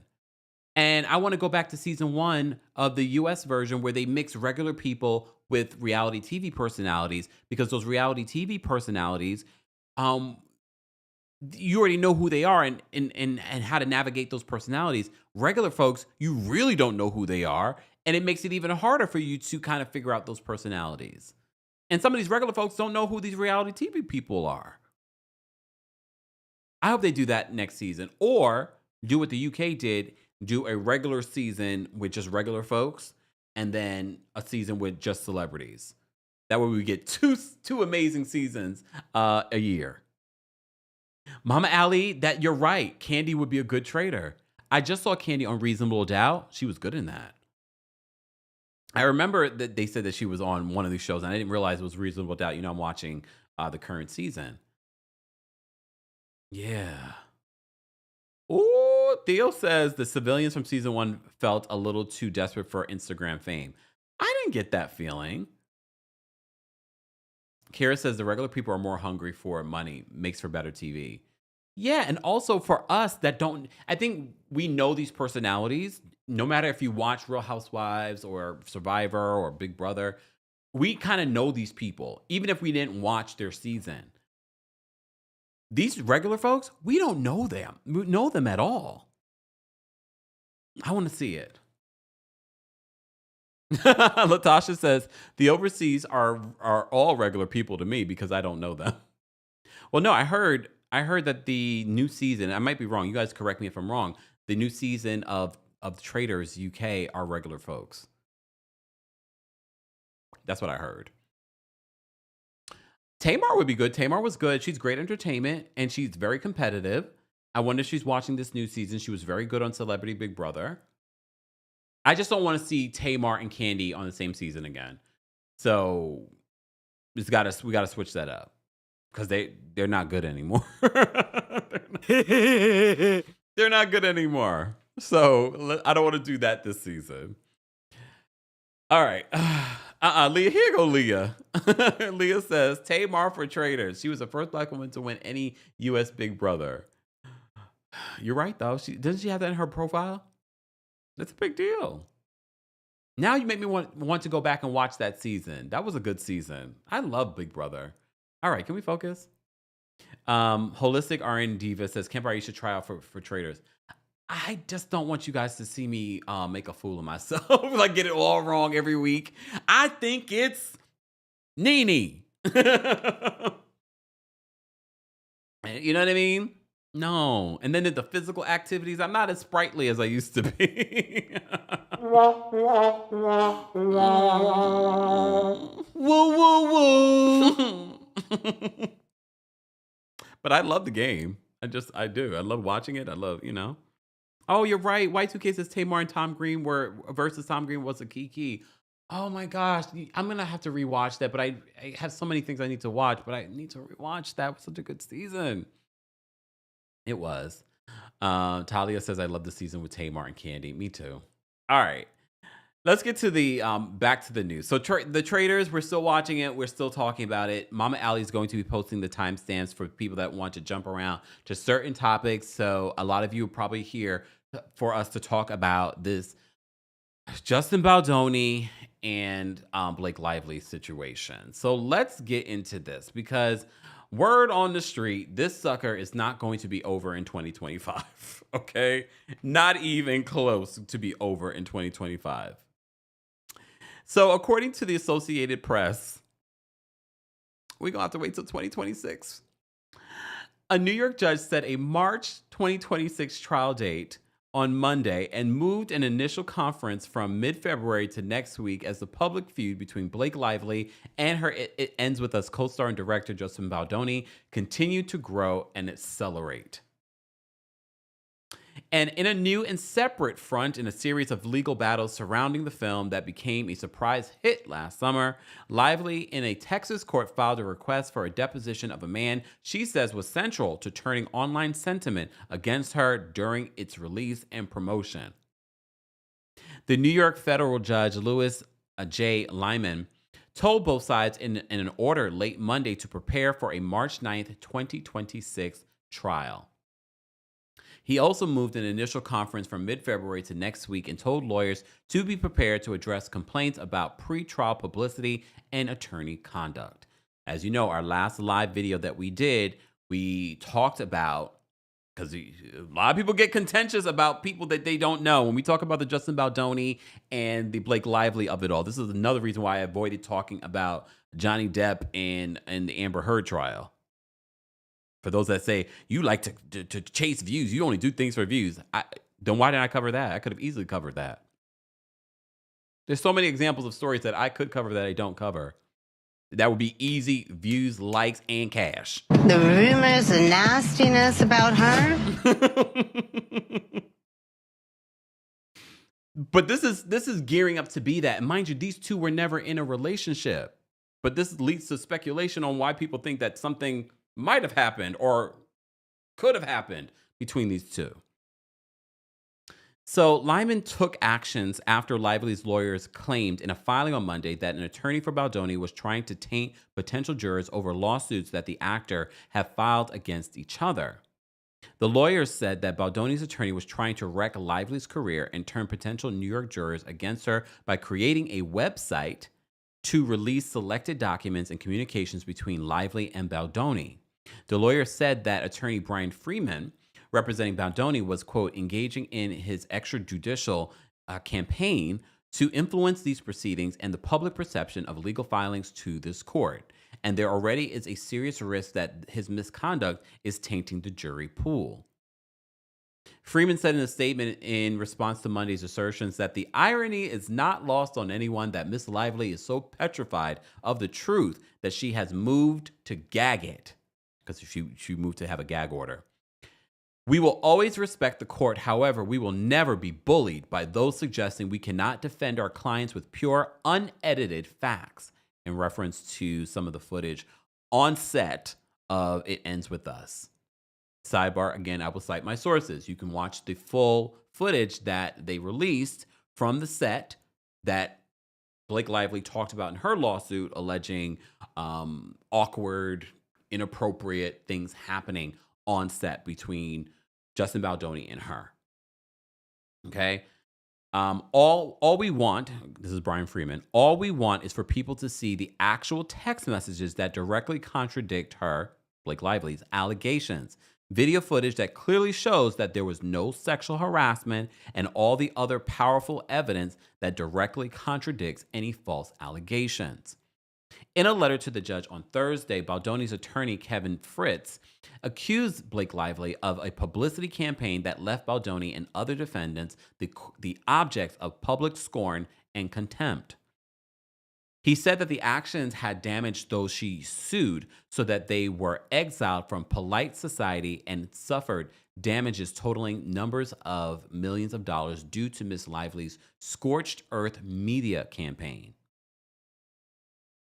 In a separate filing in Hays County, Texas, a precursor for another potential lawsuit, Lively asked for an order for a deposition from Jed Wallace, a crisis management specialist she alleges was behind much of the social media manipulation surrounding the film that turned public sentiment against her through posts on Reddit and TikTok. Wallace and his Texas-based firm Street Relations were brought on as subcontractors by publicists working with Baldoni and his production company, the filing said. He weaponized a digital army around the country, including in New York and Los Angeles, to create, seed, manipulate, and advance disparaging content that appeared to be authentic on social media platforms and internet chat forums. This is why you should be very mindful of what you view on the internet. Because it is manipulated a lot in a lot of different ways. And you saw recently that Apple I think they settled a case in regards to where they said that they were using Siri to listen to your conversation so that they could gear advertising towards you. Yeah, that's real. And you might be, look, you're not going to get a lot. You're not going to get a lot from it. Maybe a couple of dollars. Because I think because I have a lot of Apple products. They're listening to us. I had an incident this weekend where I was talking with Taria, and then all of a sudden, some of the things that we talked about was showing up on my phone. I was like, what is going? I was like, Taria. Anyways, I continue. So Freeman, Wallace identified in Lively's federal lawsuit, but he is not a defendant. Friedman, Baldoni's attorney, who the filing says Wallace's lawyer did not respond to a request for comment on the issue. Lively sued Baldoni, his production company, and others in New York in late December for sexual harassment and attacks on her reputation and asked for unspecified damages. Baldoni sued earlier this month, accusing Lively and her husband, Deadpool actor Ryan Reynolds, of defamation and extortion and is seeking at least $400 million in damages. The judge said Monday that he'll likely combine the lawsuits for trial. Thank God. Thank you, Judge. It ends with us, an adaptation of Colleen Hoover's best-selling 2016 novel that begins as a romance but takes a dark turn into domestic violence, was released in August, exceeding box office expectations. Probably doing really well now in the replay on like Netflix, with a $50 million debut. That's huge. But the movie's release was shrouded by speculation over discord between Lively and Baldoni. Lively came to fame, as you know, through the 2005 film The Sisterhood of the Traveling Pants, and bolstered her stardom on the TV series Gossip Girl from 2007 to 2012. She has since starred in films like The Town and The Shallows. Okay. Baldoni starred in the TV comedy Jane the Virgin, directed the 2019 film 5 Feet Apart. Oh my God, he directed that? Have you guys seen 5 Feet Apart? I love that movie. Baldoni directed it? No, I'm playing. Woo, woo, woo. I love that movie. Have you seen that movie? That's one of the movies that I actually have, that I bought, and I have. And there's not a lot of movies like that I buy and I keep for like streaming. That was a good movie. Okay, I'm sorry. So Baldoni is a star of the TV comedy Jane the Virgin, which I didn't love. Directed the 2019 film 5 Feet Apart and wrote Man Enough, a book pushing back against traditional notions of masculinity. I didn't realize he directed that. I thought this was his directorial debut. I guess not. Oh, wait. I had more to talk about in regards to this situation, because I also have a clip to play for you. Oh, yes, there's more. There's more that we have to talk about, but I have to talk about Candace Owens. Oh, no. It's related, though. It's related. So let me just get into this part. So Candace Owens has tossed out her opinion on Blake Lively and Justin Baldoni's feud, and she revealed that she thinks that Ryan Reynolds is the true villain behind the scenes. So she says that yesterday I received a tip from someone who allegedly worked on the set of It Ends With Us.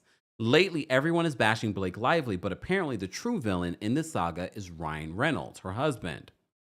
Owens, 35, wrote via her Instagram stories on Wednesday, January 24th. Owens said that her source was, quote, alleging that everything started after Reynolds decided to stroll onto the movie set one day and review the dailies. The political commentator then claimed her source said that the Deadpool star took a look at the script and said that something set him off. She added that her source claimed that Reynolds went to the WME talent agency and gave them an ultimatum demanding they drop Baldoni, as you know they eventually did, from their client roster. She says, here's what I think likely happened. My opinion, Ryan Reynolds is grossly insecure. This in part motivated by the fact that he dates and married women who are almost a decade younger than him. Owens then pulled a previous interview with Reynolds' ex-wife Scarlett Johansson and claimed that Johansson, 40, came very close to saying that the Green Lantern star's jealousy had played a part in the demise of their marriage. A lot of you have been saying that. As Owens continued with her theory, she claimed that Reynolds had used the characters he played on screen to humiliate others in the industry.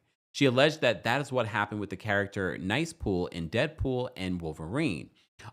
Owens also shared an old interview with Ryan Reynolds' Deadpool 2 co-star TJ Miller, who played Weasel in the first 2 Deadpool movies, and Adam Carolla's podcast that she seemingly believed to be the evidence of her theory. As the character, he was like horrifically mean to me, but to me, as if I'm a weasel, Miller said during an appearance on the Adam Carolla show in 2022. He was like, you know what's great about you, Weasel? You're not the star, but you do just enough exposition that it's funny, and then we can leave and get back to the real movie. I just kind of listened and thought it was weird, and then I got off stage because they were like, cut. Miller then added that the crew also seemed uncomfortable with the interaction afterwards. Owens ended her theory by writing, final thoughts, I think Ryan Reynolds is unhinged. I think Blake was fine with everything in the movie she signed on for, hence not requesting an intimacy coordinator. And then all that changed the day her husband showed up to the set and allegedly blew a fuse. As you know, Lively filed a lawsuit against Baldoni in December of 2024 and accused him of inappropriate behavior on the set of It Ends With Us. Baldoni's lawyer, Brian Freeman, quickly slammed the allegations. He says it's shameful that Miss Lively and her representatives would make such serious and categorically false accusations against Mr. Baldoni, Wayfair Studios, and representatives. We already mentioned that Baldoni went on January 16th to file his own $400 million lawsuit against not just Blake Lively and her publicist, but Ryan Reynolds as well. Lively's reps responded with a statement to In Touch and said that the strategy of attacking the woman is desperate. It does not refute the evidence in Miss Lively's complaint, and it will fail. So, as you also know, in the last live that we did talking about this story, we mentioned the video footage that Justin Baldoni had released from the set of It Ends With Us, basically using to counter the claims that there was sexual harassment on set, that he was inappropriate. This was a particular scene that was mentioned in Blake Lively's lawsuit. Well, it looks as if they're not done, and this is why I say the fact that they set this court date for next year, we are going to be dealing with these folks constantly coming out with information. But hold on, let me see what Janelle says. Janelle says, according to Demois, It Ends With Us author Colleen Hoover has retired and retreated from public life. Allegedly, she fired her team and all of this due to the Justin Blake lawsuit. Do you blame her? It's already very draining. It's giving Amber Heard and Johnny Depp. And these two aren't even in an actual relationship. But let me play for you the clip. So last week we talked about them releasing the footage. We couldn't show you the footage because that's a part of a movie and we don't need the copyright strike. But I'm going to play for you a voice note that Justin Baldoni allegedly sent at 2 a.m. I'm going to stop and go because I want to unpack some of the things that are said. But that's the big story right now, that he sent this voice note at 2 a.m. But listen to what he says in the voice note. Let me play it for you. Hey, Blake. It is. I'm sorry. Why does he sound so sexy? Oh wait, no, I'm playing. But come on. If someone sends you a text like that, voice note like that, hey, Kempire. That's a little.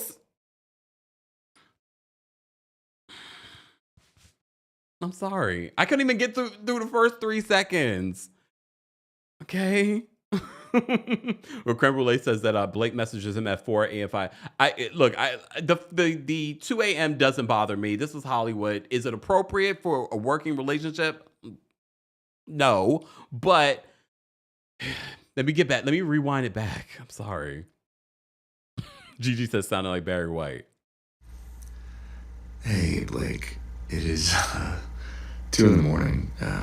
Hopefully this does not wake you up. Whew.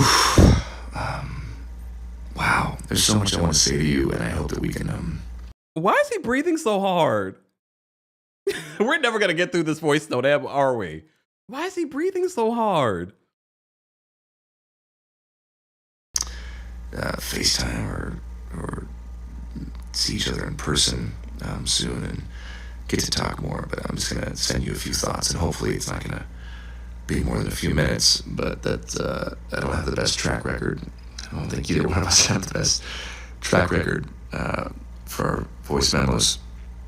I want to start with an apology. Did you hear him? He said, I guess we both don't have the best track record when it comes to voice notes, probably sending them at inappropriate times. Okay, let's continue. Man,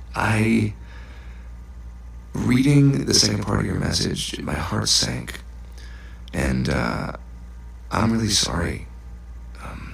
I for sure fell short. And you worked really hard on that. And the way you framed it and how that made you feel, I just want to say thank you for sharing that with me. That takes a lot of trust and vulnerability, and I feel really grateful that you feel safe enough to tell me that that's how you feel and share that with me. And I'm really sorry. I f***ed up. That is a fail on my part. One thing you should know about me is I will admit and apologize when I fail. I am far from perfect. I am a very flawed man, as my wife will attest. And and I'm gonna f*** up. I'm gonna say the wrong thing. I'm gonna put my foot in my mouth. He's got a cute laugh too. Okay, I'm sorry, y'all. Can we talk? Can we kid a little bit? Can we make light of this crazy situation that we're going to be dealing with for the rest of the year? He's got a cute little laugh to him. Let me play that back. Perfect. I'm a very flawed man, as my wife will attest. And and I'm gonna f*** up. I'm gonna say the wrong thing. I'm gonna put my foot in my mouth. I'm gonna piss you off probably, but I will always apologize and find my way back to center. That is one thing I can assure you of. And I'm sorry I made you feel that way. That must have felt terrible. And I will for sure do better. That was not my best weekend, and I should have given it more time. And damn right, you got great friends if that's how you felt and they knew that. And we should all have friends like that, aside from the fact that they're two of the most creative people on the planet. The three of you guys together is unbelievable. Talk about energy, just a force, all three of you.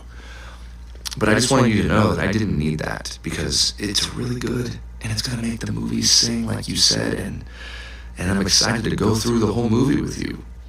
I'm just excited to spend time with you. I'm excited to be in your sphere and your presence, and for us to share creative juices together, although that sounds terrible.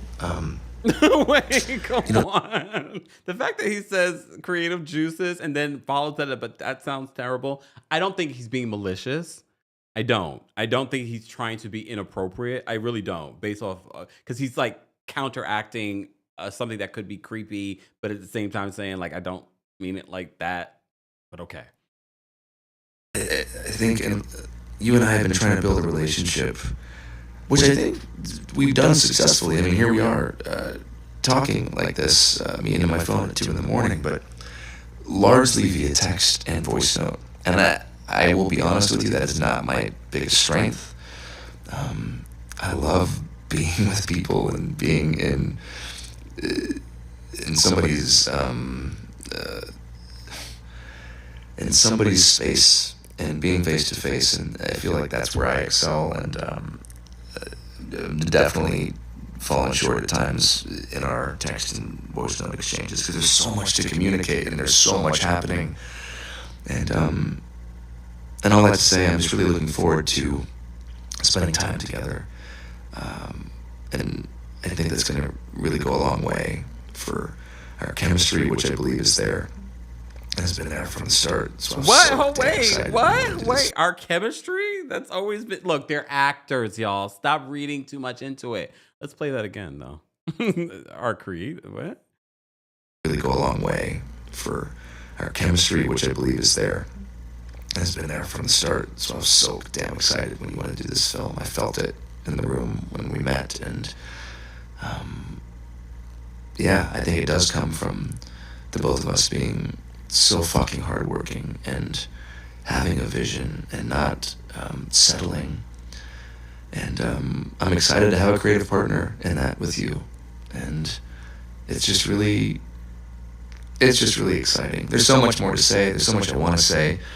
And there's one thing that I do need to say, which is I am so sorry you have been through what you've been through with these other filmmakers and producers or whoever the people were that you worked with. It just Listen to this part. This part stood out to me when I listened to it the first time because, and you know, if you've been following me covering this story, some of y'all don't like my opinion on it, and you're going to have to live with it, okay? Because I'm not shucking and jiving to please you. However, I might be twerking on a fence on this particular one. When he says that she's had problems with other people, and I guess she expressed those problems with the other people, then I said to self, wait, maybe she's the problem. If you've had all of these problems with every other person, and this is Hollywood, and there are a lot of dirty scoundrels in Hollywood. But then I said to self, well, if I'm going to give people some grace, I'm thinking to self, well, maybe you're the problem. Because now, fast forward, now Justin Baldoni's the problem. Again, another person's the problem on this set. I'm just asking a question. I'm not taking anyone's sides because I'm playing HR right now. Come on. Y'all still on the juicy part. Focus, y'all. Let me play this again. There's so much more to say. There's so much I want to say. And there's one thing that I do need to say, which is I am so sorry you have been through what you've been through with these other filmmakers and producers or whoever the people were that you worked with. It just pissed me off. Those that I'm just still kind of blown away that this is the industry that we're in and that you've experienced that as a woman. And I know I don't need to say it, but that's not at all going to be or will be, and hopefully it's not been the experience with me. There's nothing more exciting to me that I get to work with Blake Lively and have her, all of her. I mean, that's what I want. And so there's been no hesitation. I'm sorry. I'm so glad I'm not the HR department or the attorney or the judge on this case. Wait, what? Sir, let me play it again. Not at all going to be or will be, and hopefully it's not been the experience with me. There's nothing more exciting to me that I get to work with. But you see where he says, mind you, this is being released by her. Allegedly. I guess I have to say allegedly. I don't think I have to say allegedly. This voice note didn't bode well, I think, for her. I know the 2 a.m. in the morning part from your employer, inappropriate, and there's certain words and things that might be inappropriate. But he literally says here that he doesn't want her experience with other filmmakers to be her experience with him. Say it, but that's not at all going to be or will be, and hopefully it's not been the experience with me. There's nothing more exciting to me like that I get to work with Blake Lively and have her, all of her. I mean, that's what I want. And so there's been no hesitancy with me sending you the final draft file. I am totally fine with that. The only reason I didn't send it today was because I was trying to implement and add your notes into my working draft, which is already, like, I'm all over that draft right now. So there's a whole bunch of new stars that are going to be collated pages. And I just haven't had a chance to send it to you. But there's no hesitancy. I'm happy to send it to you. And I'm sorry that that has happened to you before. And I hope after this experience there will be a new, I don't know, I hope it'll be healing in some way. Because that's all I want. I want this movie to be healing. I want this movie to be commercial just like you and affect people and touch people. And I want to walk you through my whole plan and the work that we're doing with the domestic violence partner that we found no more and just my vision. And I just know that this can be really, really special, and it's gonna be special, and you're the secret sauce, and we're the secret sauce.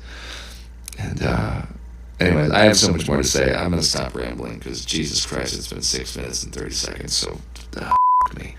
I'm sorry. You probably have kids all over you and a baby on your boob, and you're listening to me ramble. Inappropriate. Inappropriate. Why are we talking about her boob? Why are we talking about her? This is where the HR comes into play. And this is where the entertainment side sometimes gets a little inappropriate, especially with the language that's being used, because this is her employer. Let me play this last part again. Hold on. Just because his voice is incredible. And affect people and touch people, and I want to walk you through my whole plan and the work that we're doing with the domestic violence partner that we found no more, and just my vision. And I just know that this can be really, really special, and it's gonna be special, and you're the secret sauce, and we're the secret sauce. And anyways, I have so much more to say. I'm gonna stop rambling, because Jesus Christ, it's been 6 minutes and 30 seconds, so me. I'm sorry. You probably have kids all over you and a baby on your boob, and you're listening to me ramble at 2 in the morning. I hope you're feeling better, and give Ryan my love. Give Ryan my love. So, just a correction. Justin Baldoni, according to TMZ, is following through on his vow to release all his communications with Blake Lively, revealing a nearly 7-minute apology he sent to her at 2 a.m. while they were working on It Ends With Us script. Justin's voice note was clearly recorded shortly after the co-star's now infamous meeting to discuss the movie's rooftop scene, which Blake had rewritten. And he's apologizing for his less than warm reaction to the changes, saying, "I'm really sorry I effed up. I will admit and apologize when I fail. I'm a very flawed man, as my wife will attest." Where was his wife when he was doing this? Just asking. He continues, "I'm gonna, piss you off probably, but I will always apologize and find my way back to center. I'm sorry I made you feel that way. I will for sure do better." This was the meeting where Blake had her husband, Ryan Reynolds, and BFF, Taylor Swift, cheerleading her script changes.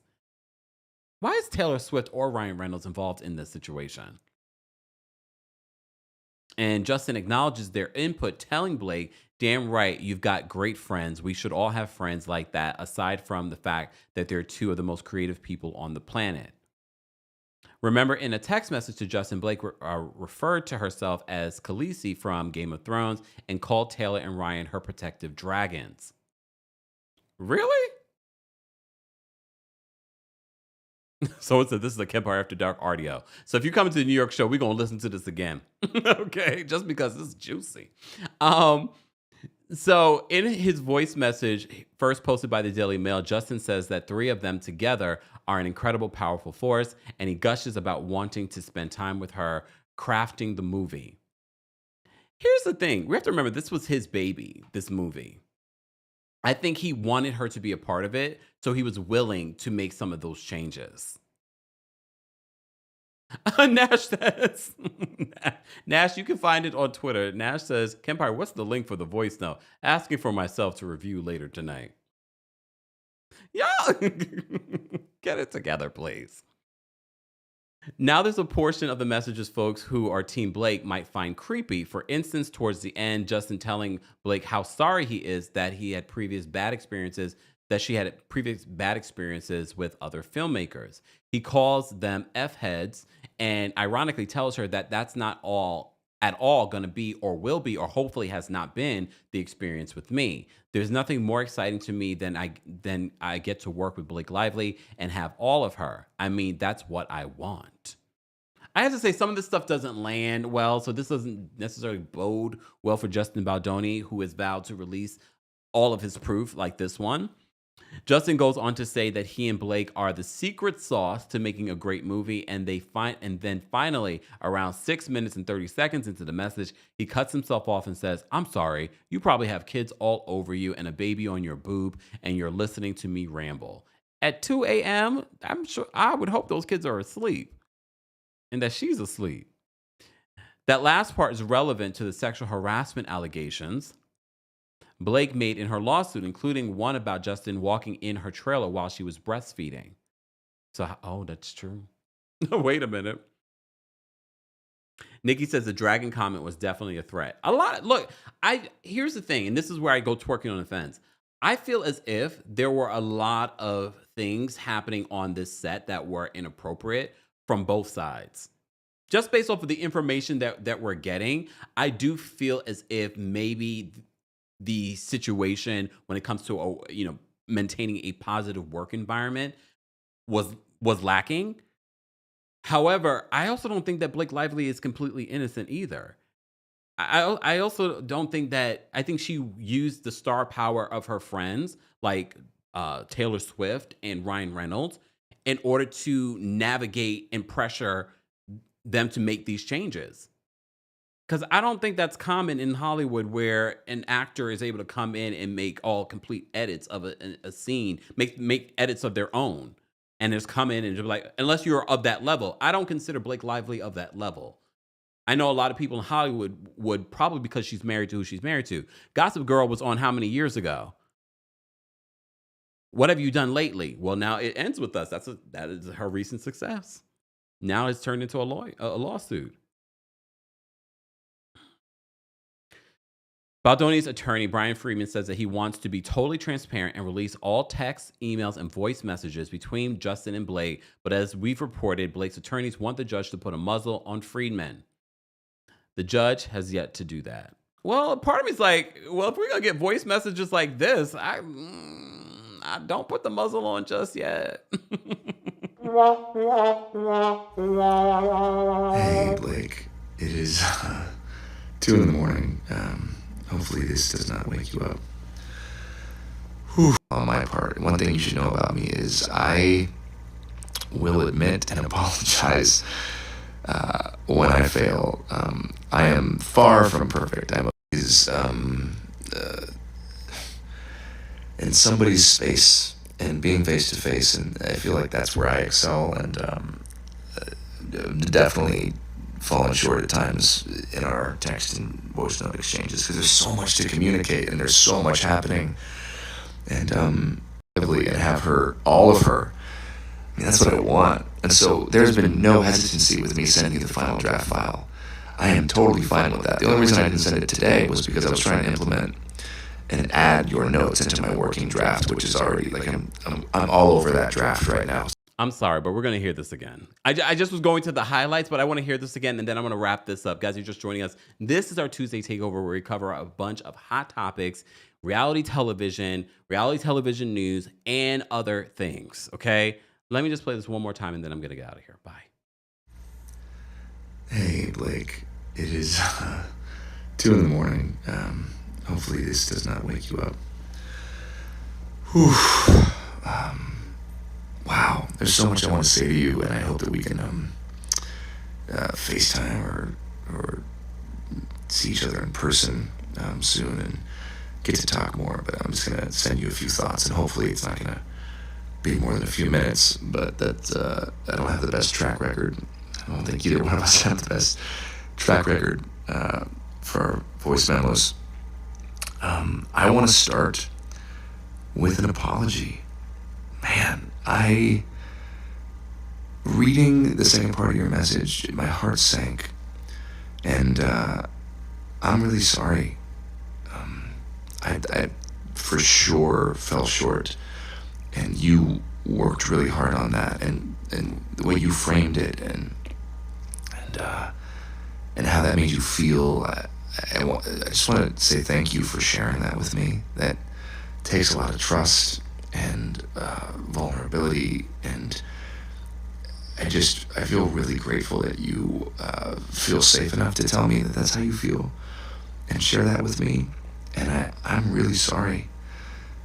I f***ed up. That is a fail on my part. One thing you should know about me is I will admit and apologize when I fail.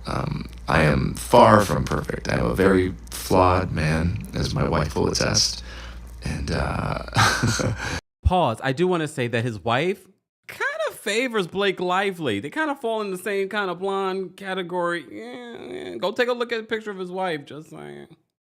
And I'm gonna f*** up. I'm gonna say the wrong thing. I'm gonna put my foot in my mouth. I'm gonna piss you off probably, but I will always apologize and find my way back to center. That is one thing that I can assure you of. And I'm sorry I made you feel that way. That must have felt terrible. And I will for sure do better. That was not my best weekend, and I should have given it more time. And damn right, you got great friends if that's how you felt and they knew that. And we should all have friends like that, aside from the fact that they're two of the most creative people on the planet. The three of you guys together is unbelievable. Talk about energy, just a force, all three of you. Sidebar, he does have a book, so I'm sure there's an audio to his book. Just saying. In somebody's space and being face to face, and I feel like that's where I excel, and definitely falling short at times in our text and voice note exchanges, because there's so much to communicate and there's so much happening. And all that to say, I'm just really looking forward to spending time together. And I think that's going to really go a long way for our chemistry, which I believe is there and has been there from the start. So I was so damn excited when you wanted to do this film. I felt it in the room when we met. And yeah, I think it does come from the both of us being so fucking hardworking and having a vision and not settling. And I'm excited to have a creative partner in that with you. And it's just really exciting. There's so much more to say. There's so much I want to say. And there's one thing that I do need to say, which is I am so sorry you have been through what you've been through with these other filmmakers and producers or whoever the people were that you worked with. It just pissed me off. Those that I'm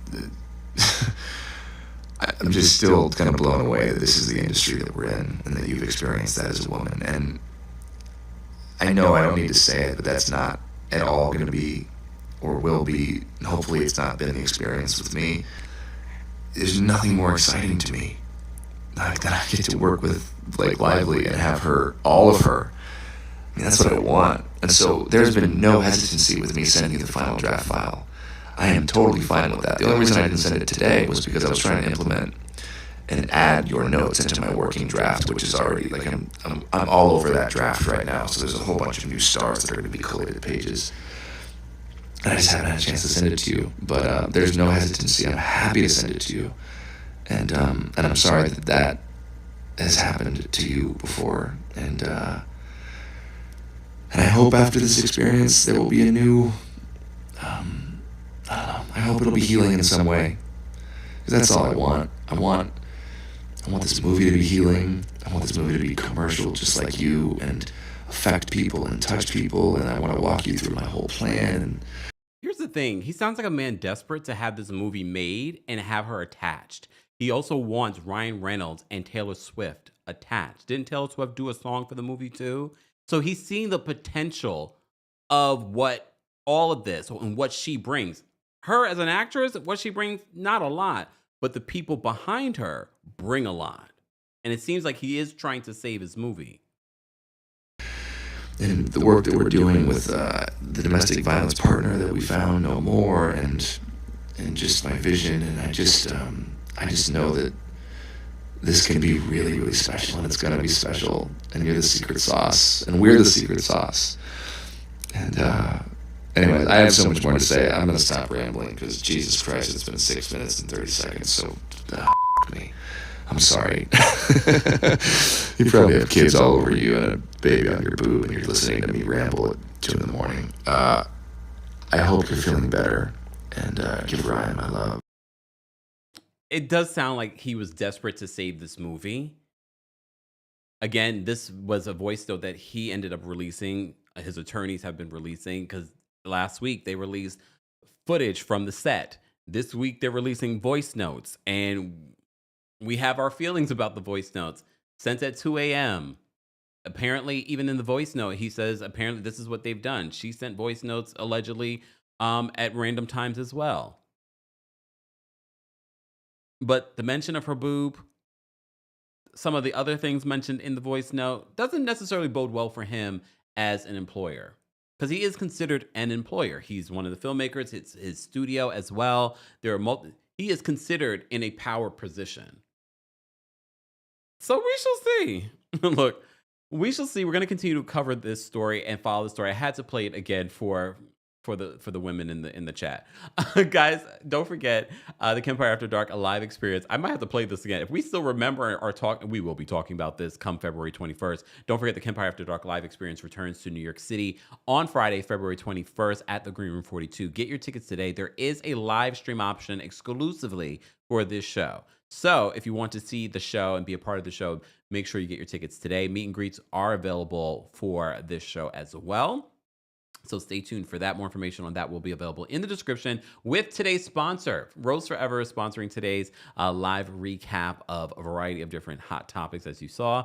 Make sure you use the Kempire 20 discount code for $20 off. Valentine's Day is right around the corner, so don't forget to go get something for yourself or someone you love, or hint to someone that you love that this is what you want for Valentine's Day. More information on that will be available in the description. Thank you to everyone that sent in super chats. We had a couple more super chats, and I'm going to wrap it up there. Thank you so much for the super chat. JJ says, I would love to see Kenya or Giselle on Traitors. I can see that. J Bond, thank you for the super chat. J Bond says, Kempire, do you think Justin Baldoni is weak? I keep seeing people say that he let Blake have her way too many times. I don't know if that makes him weak. I think he was trying to play the game in regards to Hollywood, because he wanted to get this movie made. And this was one of, he doesn't have a lot of movies under his belt, but this was a pet project for him, a baby for him. I can see where he's like, although I don't consider, Blake Lively an A-list actress, she's married to a top actor in the business, and she's best friends with Taylor Swift. That alone gives her the A-list by association. Brooklyn Rose, thank you so much for the super chat. Brooklyn says, thank you for curating this wonderful space for us, Kempire. Thank you, Brooklyn Rose. I appreciate that. Ali, thank you so much for the super chat. Ali says, I'm beginning to think all this mess started with Ryan Reynolds' insecurity. Blake and Justin probably been sending late night messages during filming. Well, that's been rumors too, that Ryan Reynolds has a history of being allegedly controlling. So some people are saying, as you saw at Candace Owens and her speculation and what someone sent her, a source on the set of It Ends With Us, that Ryan Reynolds may have been the problem. As you also know, in the new $400 million lawsuit that Justin Baldoni filed, it's not just Blake Lively that's named, Ryan Reynolds is also named as well. Miss Esquire says, this was such a big get for him. They bought the rights to the IP for 2 books, developed it from the start. Miss Esquire is so invested in the story. She updated us on a lot of stuff. She gives us the legal tea, but she knows a lot about this story. We're going to continue to talk about this. They set a trial for March of next year. Not this year, next year. So I'm sure more and more is going to be coming out. I just can't imagine doing a movie with someone that you probably would never speak to again is turned into this. But we're going to keep following. We'll be adding the timestamps for all of the hot topics and shows that we talked about during our Tuesday takeover If you enjoy content like this, be sure to subscribe. Make sure that you're still subscribed, and also be sure to hit your notification so that you don't miss out on anything. And don't forget to subscribe to the Kempire podcast so you can hear an audio version of our live recaps and special episodes. I still need to do an episode talking about my time in Washington, D.C. and the Kempire After Dark live experience there. So subscribe today to the Kempire podcast, and don't forget to give us a 5-star rating. Shout out to our King's Guard, shout out to our channel members, shout out to our subscribers, and shout out to those of you that aren't subscribed but still watch the content. We appreciate the view regardless. Thank you all for being here. I will see you guys later. Bye. Oh, not that.